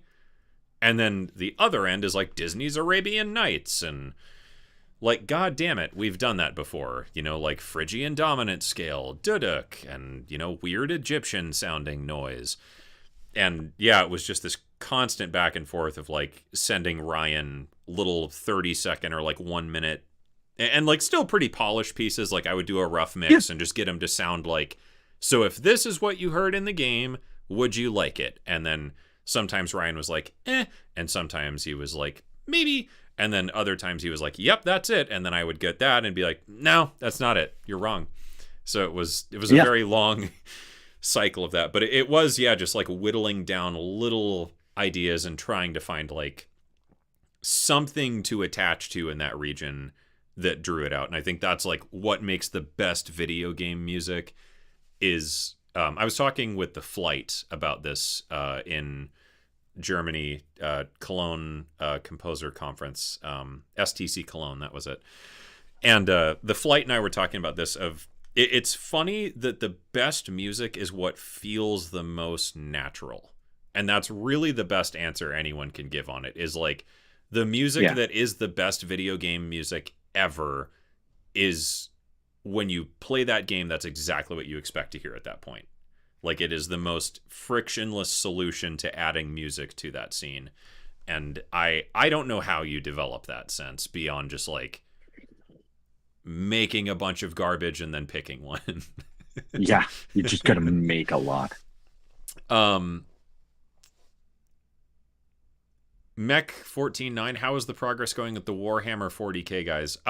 There's some stuff happening and it should be back eventually. I think that's all I can say right now. The series is still ongoing. There's just stuff happening. But it'll be back at some point. Luke wants to know, out of curiosity, is dialogue sidechained to a compressor or something similar when music is playing at the same time? I noticed something analogous to this when listening to TV shows or movies.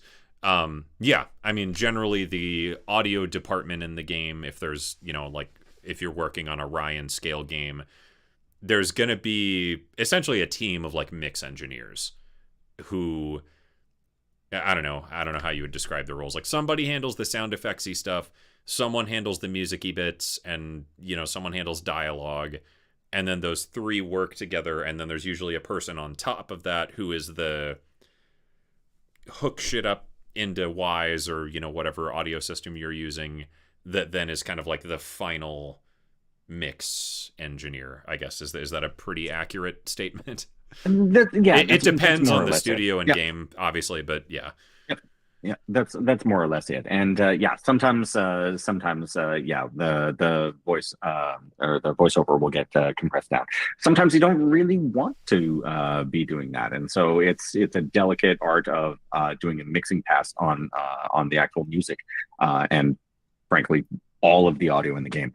Oh man, doing a mixing pass on games. That is a Herculean effort that can only happen like at the very, very end. Yeah, I remember Avowed, we were putting music into the game, and then everything that was put into the next like nightly build was just like, there's the caveat of like, this is not representative of the audio whatsoever, by the way, but here it is. Yeah. There was that moment where everything kind of spiked. Yeah. Yeah, playing games up until the end point of development is like, it's a pretty rough experience.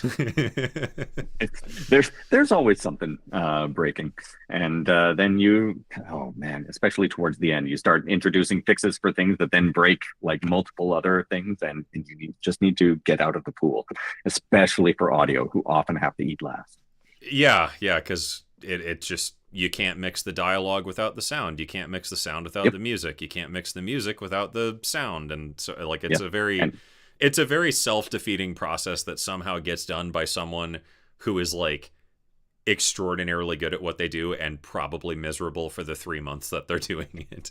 So you just you bring them nice coffees and sing soft songs as you enter their door. Just make no noise whatsoever. Like they got enough noise in their lives. I'm not going to bother you. Arnold Dawson, what game are you talking about? We're just talking about working in games in general. We're with Ryan Warden tonight, producer extraordinaire, who's worked on a couple small indie games you may have heard of. What are some of the games you've done, Ryan? Avowed, clearly. I worked on Legends of Runeterra at Riot, a little bit of League.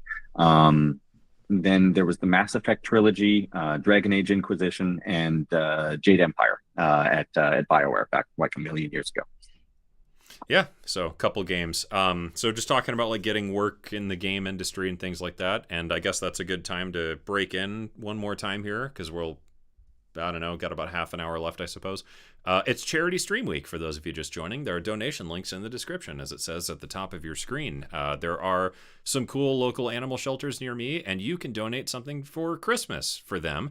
And I'm streaming every night this week to hopefully clear out the wish lists of both the organizations. And there is now a non-Amazon donation link down there. Otherwise, you can super chat.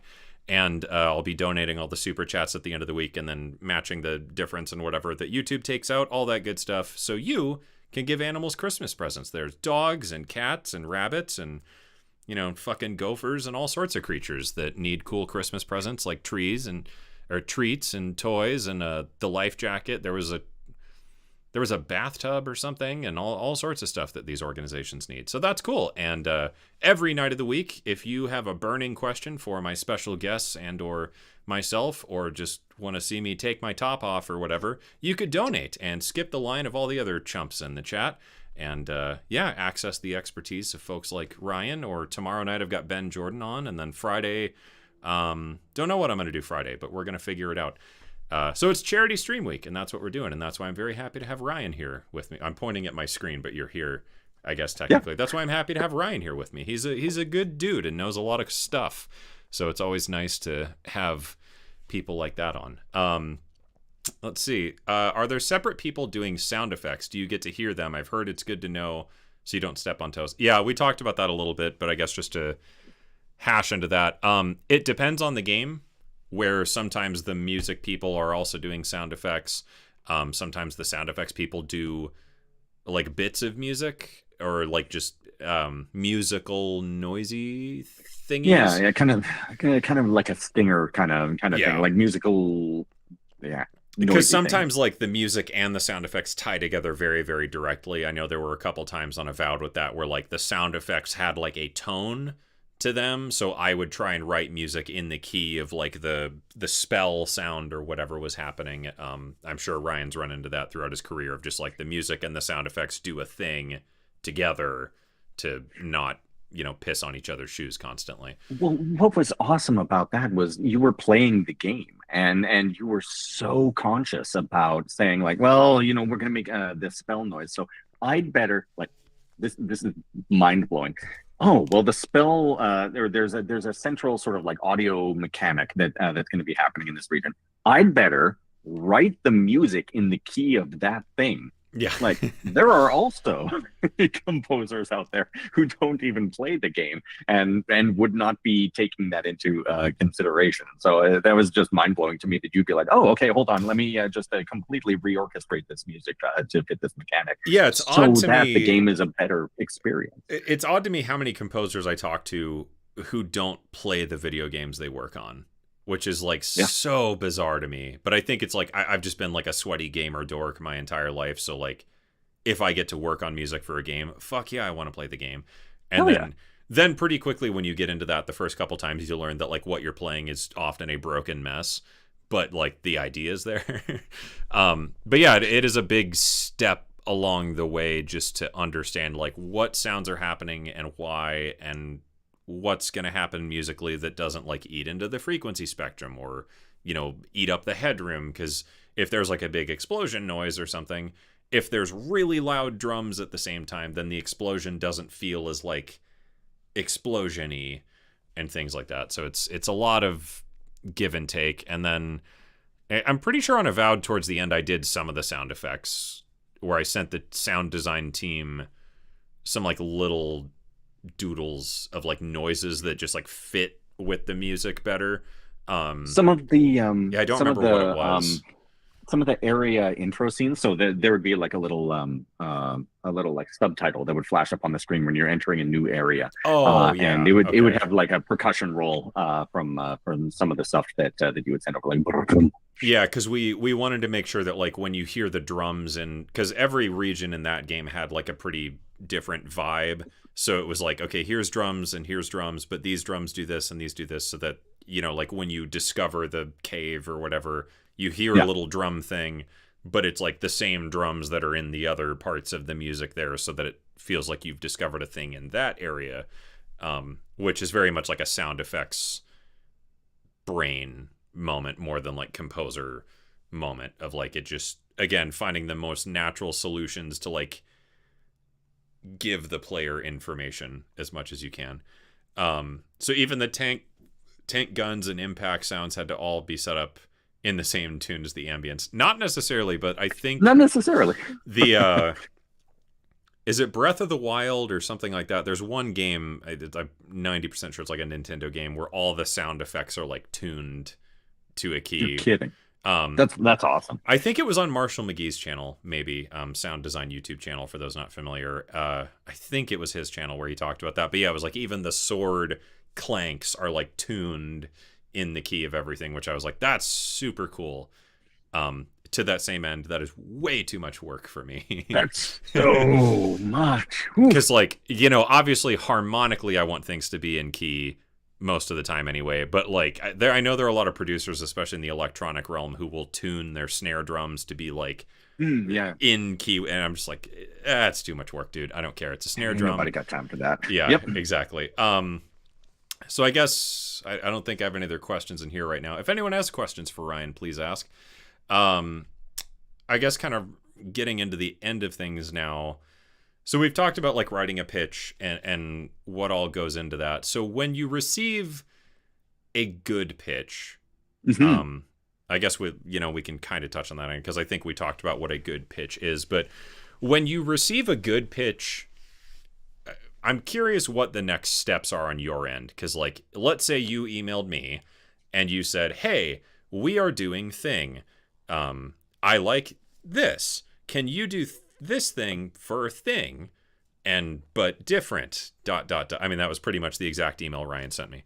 Yeah. Um, Yeah. so it's like we get that, we write our pitch, and we understand that a pitch demo is not a demo. It's like a fucking totally done, ready to go. Here's my vision. I await your call. Um, when you are pitching that pitch, I guess to phrase it to the team, what do you think locks you into a given pitch that I guess gives you the confidence to bring it forward? Because like ultimately it's not your decision at the end of the day, because like Hmm. there's still a committee of other people that have to look at that and go like, yes.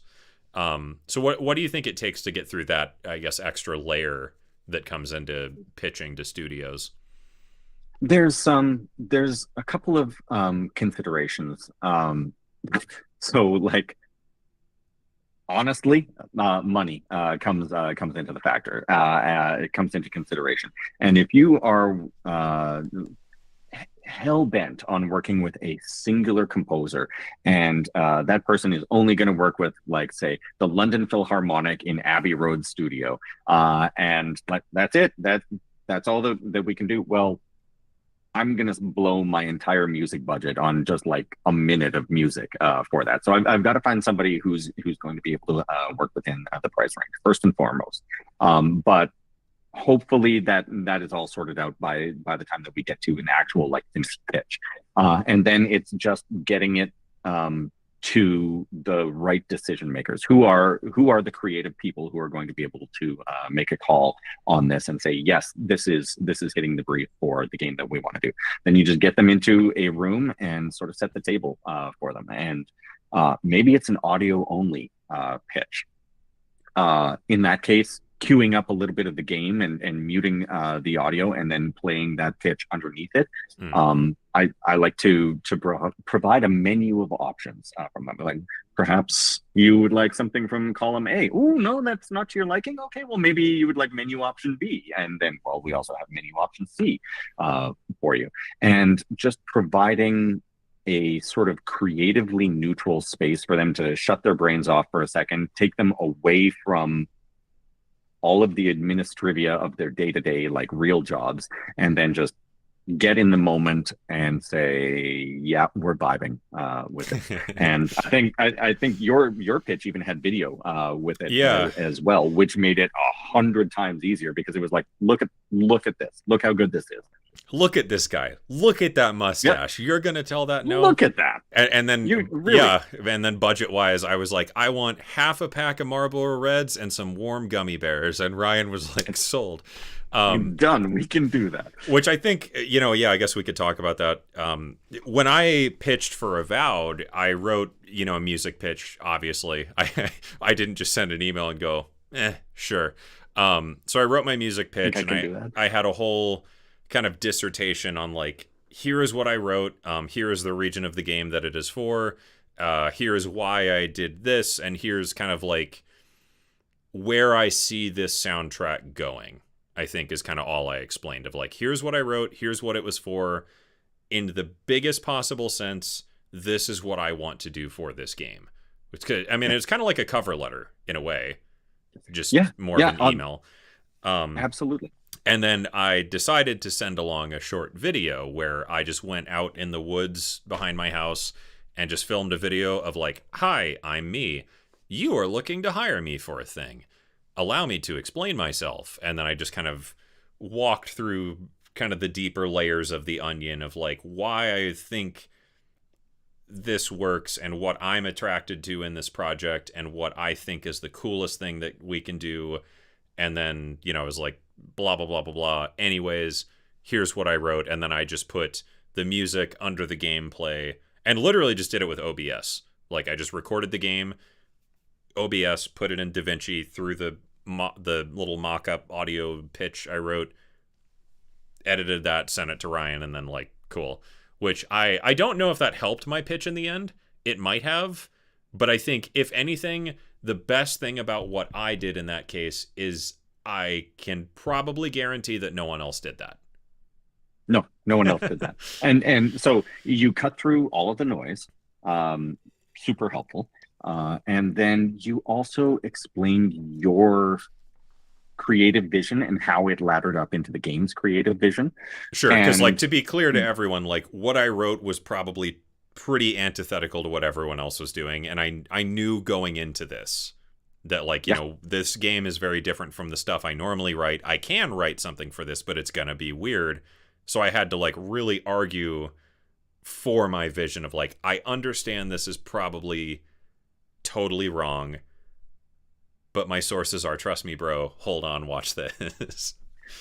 and like just watching the thing, it became clear that yep, this is a winner. And then listening to you talk about the creative process as you saw it, we said, oh yeah, we are creatively in sync with this guy. Yeah, we should start getting lawyers involved. And at that point, I was like, oh, okay, good. And so the biggest hurdle is there. We can figure out all of the legal stuff. It's weird in that respect because you'd think that the legal stuff would take the longest, but I was thinking like we just have to nail the creative uh, uh, partnership first, and Sure. whatever we can figure out all the law talk and stuff after that. Well, and I think I'm sure that's the same for every game. Like every composer you hire, very similar process. Someone's got to write a pitch, someone's got to win, and whoever wins probably has. I mean, would you say that's true in your experience that like whoever wins the pitch stands out in some way, Yeah. and it's Oh, of not course. necessarily like just the music? Yeah. Yeah. Absolutely. And that happens with hiring as well, and with Sure. cover letters. Like you've got to break through the noise in some sort of way. It's usually just that adherence to, hey, this is who I am, and how I look at the world, and it happens to vibe with people. And I guess, branching on that too, there's the other side of it of like not winning the pitch. And I know that Yeah. sucks. Yeah. But it happens. I have lost many game pitches. I'm sure I will lose many more. But I think, and outside of games and stuff, I think that's one of the things I'm really good at in life is dealing with just completely shitting the bed and not getting the job or whatever. And the thing I like to think about is one of my best strengths is that I have failed at probably infinitely more things than most people have even tried. Therefore, I gain a lot of experience very quickly. And at first, it stings really bad when like you're Yes. new to all of it and just getting like a no or like a don't bother us or a like, how did you get in here? Why are you wearing that kind of thing. But when it comes to games, there's a lot of pitches that come in, and I don't know if you want to talk about all that, but when it comes to like pitching, the most common answer I get is just nothing at all, where like I will be approached to write a pitch and then I'll be like, okay, cool, that game looks all right, I have an idea, and then I'll write it and then just hear nothing back. Or Oh, the more rare version is no. Like, we've decided to go in another direction, and the rarest version of all is yes, we like it, let's talk. let's do it. So what would you tell to composers, I guess, who might be wanting to get into this when it comes to like when you get ghosted or you get a no? What is the reality of that? Because I always try to tell people like just never ever take it personally. It's Yeah. it's incredibly rare, unless you're just a complete douche, that someone just avoids you entirely because they're like, that sucks. That's the baddest, worst music I've ever heard. Like, I think it's very rare that that's the truth. So what does that side look like? I think I'm trying to think of a non-harsh way to say this, but recognizing that you're not the main character in Sure. whoever's making that decision's life is like to you, it's intensely personal because like you put your heart and soul into something because you have to in order to make it good. You've taken it to a finished degree of quality and then sent it off to do this thing that you really want to do. And so to you, the composer, it means a huge amount and you've invested a lot of yourself into doing that, and it's gonna end up on somebody's desk who's doing like 4 jobs. Uh, and whether they should be doing 4 jobs instead of just one is another thing entirely. But that's the reality, is that they're probably doing a whole bunch of things. They're probably not thinking about you as a human being and as an expressive human all that much. It's just another 1,000 things that they have to get through so that they can go home by 5 to spend time with the dog, Right. this sort of thing. So it's I think having that growth mindset that you were talking about, where it's like, I failed at this thing. I'm not going to let that get me down. I'm going to learn something from that and propel me forward. I think that's about the healthiest way that you can approach that, because most of the time it's not about you. Right. As much as that stings, they're just probably not thinking about you all that much. How many pitches would you say happen on average? Because I mean, I'm sure you also get a lot of unsolicited pitches, and I'm Ugh. guessing they just don't go anywhere. Actually, I get, I don't get that many because I'm a production director, and most people don't associate, hey, production sure, director with, right? I'm going to send you some music. So, but when we were starting to do press for Avowed, that's when it started to come out, and there was a lot of unsolicited pitches for like, hey, I've got some things to do, and hard to cut through the noise. Sure. If it's to my way of thinking, if it's an unsolicited pitch, if I'm just reaching out into the ether and I get ghosted on that one, no biggie, because I almost wasn't expecting to get a response back. But if the pitch is coming from the other side, like a studio is coming to you and saying like, Cameron, Ryan, write a song and then send it to me, but then to ghost you, yeah, I can see that stings a little bit, because they sought you out. But what is the pitch process like? It's there's usually a number of potential people that are sourcing things, and you generally have a pretty good idea of what you want that musical vision to be. So you're probably going to narrow that down to, I mean, depending on the game, right? Like you might have 8 composers for a really, really huge game that's got a ton of music in it, or you might have 3, or you might have 1.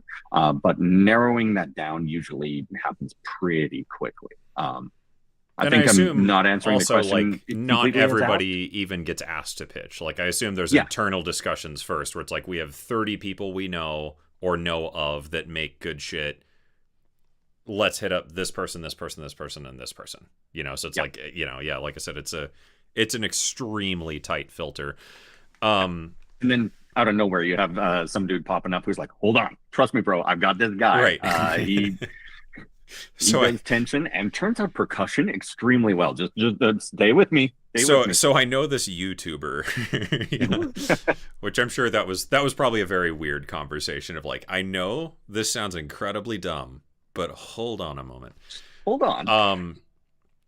Yeah, I think that's kind of the big thing with it, is absolutely just someone pointed out the miner gives up before striking diamonds meme. I think that is entirely the approach to a lot of it on, I would say, both sides of the game industry, of just like, when I was pitching, there was a game I pitched for about 4 months ago that I really, really, really, really wanted to get, and then just got ghosted. I think the game might have been canceled. I'm not entirely sure, but Oh, there's that vector in like yeah, today's economy. yeah, that's Oh my a gosh. whole other bag of worms. We'll Yeah, be yeah. here. We'll be here all night if we get into all that. But long story short, there was this game I really, really, really wanted to do it. They asked me to write a pitch, and I was like, "Fuck yeah!" And like, been doing this for a while, been in music a long time, used to rejection, used to dealing with this shit, not an issue. Just every once in a while you do get those projects where you're like, God, I really want that really bad. So wrote a pitch, never heard back, ghosted. No idea what happened. Didn't take it personal. Learned that lesson a long time ago. But it was, I think, always a good reminder of like, if all else, the worst thing someone can tell you is no when it comes to this kind of stuff. Like, you could write a pitch, you could pour your heart and soul into it, and they might just say like, nah, not for us, got someone else. Or just like, hey, we're turning it into a looter shooter, something like that. Like Yeah, we've canceled that, and now it's a battle royale game. Never mind. And I always think back to that. At least most recently, I think back to that pitch of just like the worst outcome is they can say no, but the real like super worst outcome possible is if I just never tried to begin with because I was too afraid of like being rejected from it, because then had I done it and had it gone through, that would have been awesome. But had I never just set my ideas on the table and said, here's what I got, the worst thing I could do for the rest of my life, which I'm absolutely the personality type to do that, would be to sit there and go, man, I was almost the person that got to do that one time. Yep. How life could have changed. Yeah. Wonderful. Like that would have been terrible. Yeah. So Rain wants to know, I guess closing up here, this one's more for Ryan, but I think it applies across the board. Have you ever been stuck finishing a project you just weren't feeling? And how did you keep up morale to stay invested enough to make it good? Which I think that's a good layered question of like, not just to finish it, but to finish it and then put the Ryan stamp of approval that like, yep, that's what's happening now. Yeah, I was I was working on a personal project, a personal musical project. So I wanted to make this EP and get it done by August. And I don't have a music studio here. So I was sitting at my kitchen table, just banging out take after take after take of guitar songs, or guitar takes. And my wife walks in and she's like, "Why are you going so hard at this? This is an artificial timeline that you constructed for yourself." And my answer was, because I hate this thing now and I need to be done with it. It has to stop. And I don't think that answer is for everyone, but for those who know, it's like you just have to make it go away. And the only way to do that is to finish it to a degree of quality that you're happy with. You can absolutely obsess over it until the end of time to try to get it incrementally better and never release the thing. Or you can say, this is close enough to what I wanted to say, and I'm going to release it.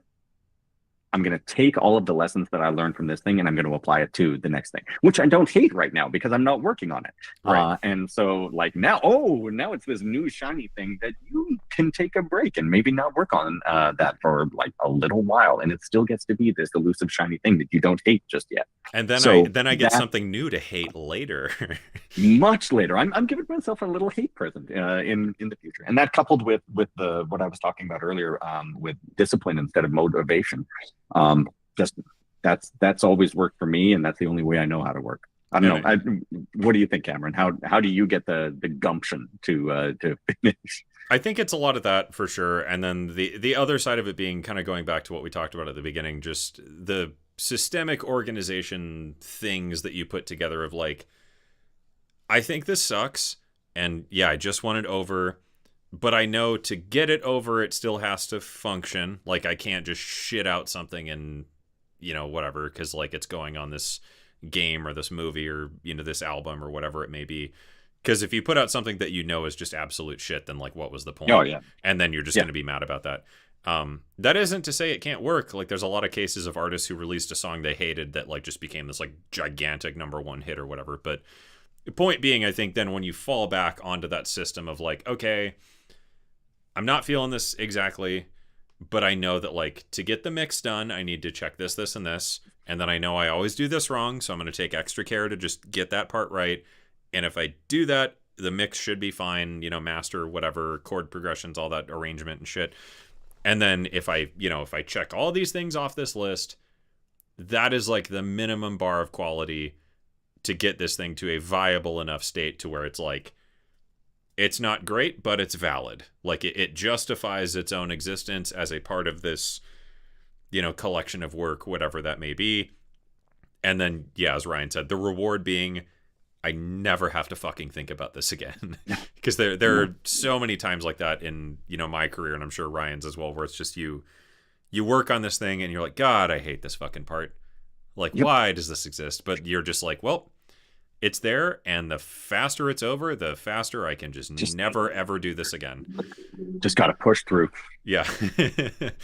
Well, I guess closing off here, I've got one more interesting thing I'd like to do with question with Ryan, but in case anyone's just joining and or currently watching and wondering what the hell's going on and all that good stuff, it's Charity Stream Week. This has been night number 3 with Ryan Warden, my fantabulous guest, game producer extraordinaire, and conveniently Ryan-shaped person, doing this every night, raising funds and donations for a couple local animal shelters. Lots of critters need Christmas presents, and you can donate something either in the super chats or off the Amazon wish list or the direct donation list and all that. And every night, if you have a burning question or desire or idea or something you want to express, you get to skip the line ahead of everyone else and then go to Christmas dinner and tell everyone that you're a better person than them. And that's awesome, isn't it? And for super chats, I'm donating all those at the end of the week, and then, you know, matching and paying the difference with the whatever cut YouTube takes, some bullshit, you know, 30-40% or whatever.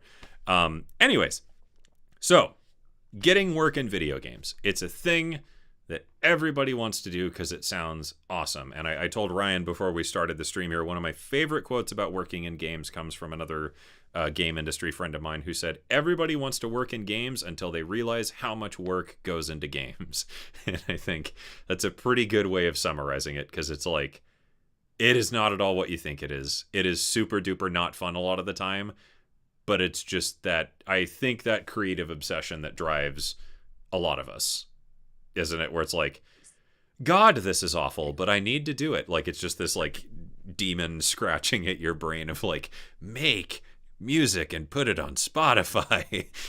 Like, and you see the output, or you listen to the output, and you're like, oh yeah, that it's just scratching that itch. Right, like, exactly, because it's like, it's gotta get done, or I'm gonna drive myself insane for the fact that I'm not making that right now. And I think that's the first thing, you know, first and foremost, is you just do the thing you're the most passionate about in the world. And if you do that enough times, you get good at it. And if you get good at it, sometimes people pay attention to it. And some of us get lucky enough to get more people to pay attention to it, and then some people become billionaires, you know, whatever. So I think, yeah, the way my friend put it is, in creative fields, what a lot of us are is just professional lottery players, and some of us win enough times to just keep playing. Like, you never truly win, you just, you know, you win the $20 scratcher so you could buy more $5 scratchers, and that compounds over time to sustain what becomes a career. But I think, you know, I was talking to Jason about this at the end on Monday, and I'd be curious to get your side of this. I always tried historically in my videos to give people little homework assignments, and now it's more just like philosophical bits to chew on. But if you were to give advice to people watching this who want to become a video game composer, what is the homework assignment you would give them that you think would actually, like, you know, put them in a position that's like, this is not the shit music school teaches you, this is the shit that gets you hired? Yeah. Oh, that's such a good question. Whether it's like a portfolio piece idea or some other just assignment, what seedling of wisdom would you give to everyone?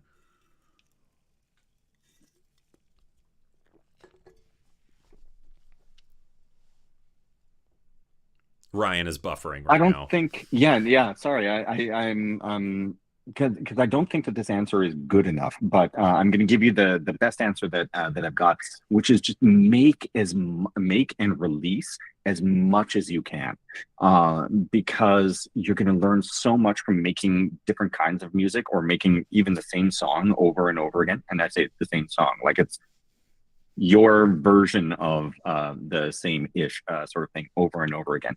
By making it, you're going to learn so much that can be applied to the next thing. And by releasing it, you not only finish it, because if you don't release it, it's not done, and you can just sort of iterate on that forever. But actually release it, put it out there for people to hear, and then people, who knows, at some video game studio in California might actually hear it.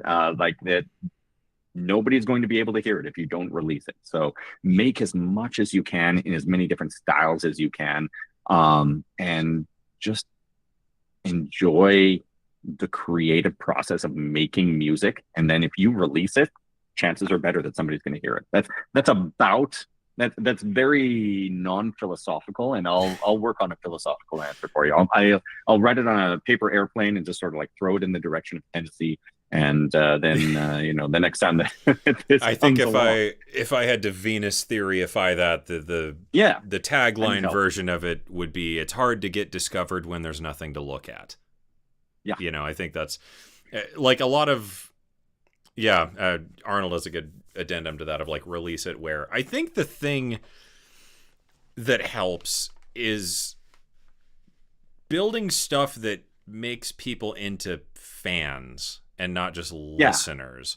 Because I don't think that someone like Ryan jumps on to fucking Spotify or SoundCloud or whatever and goes like, how many followers do they have? Yeah, no. I think it's more like, is this interesting? And if it is, could it be applicable to the thing we're doing right now as the game studio? And I think that's, like if you want to be a film composer, it's not that valuable to know other film composers. It's really valuable to make friends with music directors and music supervisors. And especially if you like have people who are fans of your music, sometimes those people are a music supervisor at fucking HBO or whatever. And in this case, it's like Ryan was just a fan of my music and my videos for a long time and then was like, hey, that's a thing that might work sometime maybe. And want to do a thing? Right, exactly. And it's like, it's just weird little connections, and that's been the story of my career as like a professional musician, and all the gigs I've gotten is just weird little things of right place, right time that I never necessarily sought out. I just, to Ryan's point, like I'm just good at throwing a lot of shit out there, and I'm not looking for any return on it. I'm just looking to make things. That's what I really, really love doing, is making a lot of different shit. And a lot of it has too much reverb. But every so often, someone stumbles across that who's gonna pay me $1 on Bandcamp. And sometimes it's a person who's making a movie. And sometimes it's a person who fucking works at some giant game studio. And it's just, it is the luck of the draw. But I think, yeah, it's a law of averages. You have to put out enough things out there to give yourself even a small chance of like playing the game on a bigger level. Because I don't think, and maybe Ryan disagrees with me on this, because I mean it is literally what happened, but I don't think you get discovered anymore. I don't think that's a thing that exists, like at least in the music industry. I think the industry has changed so much, and there's so much there's so many avenues. Right. It doesn't work in the same way that it used to. I think I might agree with you there. Yeah, because it's like I don't think it's that you get discovered. I think it's that you get interest, and sometimes that interest comes from a position of someone who can, make something happen for you. Sometimes not. Most of the time, it's people just trying to fuck you over. But and then in the music industry, there's also a downside. That's one of my favorites. Yeah, it's not like there's an A&R guy who's showing up at the bar and like, hey, I like the cut of your jib on that G chord there, Sonny. But if you can put something out like on Bandcamp where other people can hear it, it generates that sort of interest, or it generates more interest than if it was someplace where people can't hear it. So capping it off, I guess I have a little two-part question just to close the loop on that whole thing there. So, Bandcamp or whatever. What I would be most interested in, and I think what most people would be interested in you answering specifically, like as someone in a position who, picks the select few who are chosen by the inner circle of the Illuminati or whatever of like the games industry, where do you find music? Like are you actively looking for music for video games, or are you just kind of like, I just listen to music on stuff sometimes, and like where do you seek out music, and how do you find it? A bit of both. I just listen to music sometimes. Like I'm neck deep in the Apple ecosystem, so I listen to Apple Music, and it puts together a playlist of like, hey, it's New Music Friday. Here's some stuff that you from bands listened to before. Here's some new stuff that you seek out. But and that's just for personal purposes. When I'm looking for a specific project, that's when I start to go a little bit deeper and try to find connections of connections. Like, okay, like Charlie Clouser. Okay, cool. Let's see who's associated with that and like what they're doing, and that'll lead me down an awful lot of rabbit holes. I've also got a friend of mine with whom I send a weekly email, and oh boy, am I like 4 weeks late on this one, but a weekly email of like, what have you been listening to since 2020 that I might not have heard of? And then that generates like a huge other rabbit hole that I can start to go down. So it kind of depends whether I'm listening to music for my own enjoyment or whether I'm listening to music professionally. Then it's as much as it would anger Trent Reznor. I'm listening much more intentionally when I'm listening professionally, I think. Sure. Yeah, and I think, it probably stands to reason that even when you're listening for personal reasons, I guess, some of those probably stand out, though, where you're like, oh, there's something there. Like, that could be a person I could reach out to at some point for a thing. Yeah. Yep. Or I'll play video games as well and say, like, right. Okay, cool. Who did that? And then start looking like, okay, who are they associated with, and start to Google that. Sure. Are they available? Because I guess sometimes you're probably specifically listening to like video game soundtracks of like, okay, what did this game do? All right, that's cool. Who did it? Or like, who's someone else who does that or whatever. Or in some cases, so there's this random guy with a mustache that sometimes makes fun things. But Stay with me. Yeah. I think closing the loop on all that, the big question I have, and I think what most people would probably be the most excited to hear, when it comes to all of these things, you're hunting down music and finding stuff on streaming and whatever, or Bandcamp and whatnot. How much does experience like really matter if the idea is there? Like, does someone need to expect, like, if I want to work on video games, I need to have worked on at least 5 games before anyone with a budget is going to contact me? Or, how does that weigh in for you? Like, does someone need a really polished portfolio, or do they just need good shit? I think like 60% of the time, as long as the idea is there, that's a really good starting point. But to be completely honest here, the other 40% of the time, like, making video games is hard. And I think one of the things that you really brought to the table was an understanding of, well, hold on, I understand that making games is hard. I'm not going to do things that make it harder for other people. And I'm going to be really upfront about that. So talking to the audio team, for example, and being like, I'm not going to stomp on your frequencies. Just we can work together about that. Understanding the nature of how the song is going to loop over the course of the game and how we're going to flow into, say, like a combat system. Understanding the mechanics of how the implementation is going to work was so hugely valuable that it's going to be a little bit tougher for like giant megacorp to take a chance on somebody who's literally never done this before, just because there's so many variables. Sure. And there is an awful lot of experience to be gained. So I think jumping in with Fmod, like your live stream video where you're like, let's play some video game music a couple months ago, and like, I'm going to throw it directly into Fmod, and here's some things that we can learn. That's huge. Like, that is experience that's gained, that is going to make you more conversational in the implementation side of things, so that you can talk to folks and go like, don't worry, I'm not going to make your lives any harder. I actually have like some degree of experience in doing. Which I imagine also just like it makes that person an easier hire when like they have at least a generalized understanding of like, here is how audio and music in a video game works. So the cool thing about that, and what I want to kind of end on here, is like, I didn't go to college for any of this. I dropped out of high school. I have a GED. I think I lost that. I have an 8th grade diploma. Don't know where that is either. But all this stuff that we're talking about right now, like middleware and implementation, I learned all this shit on YouTube and Google.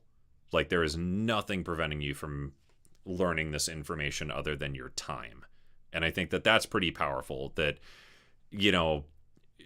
I guess closing it off, for people watching who make music right now and who want to make music for video games and maybe understand nothing about what we're talking about right now, let's compare that theoretical person for, like, let's say whatever game you're working on right now, Ryan. There's this person over here who makes like really good music and has, 5, 6, 7 years experience of making really, really kick-ass music. Never worked in games, doesn't know anything about game audio, but makes like great shit.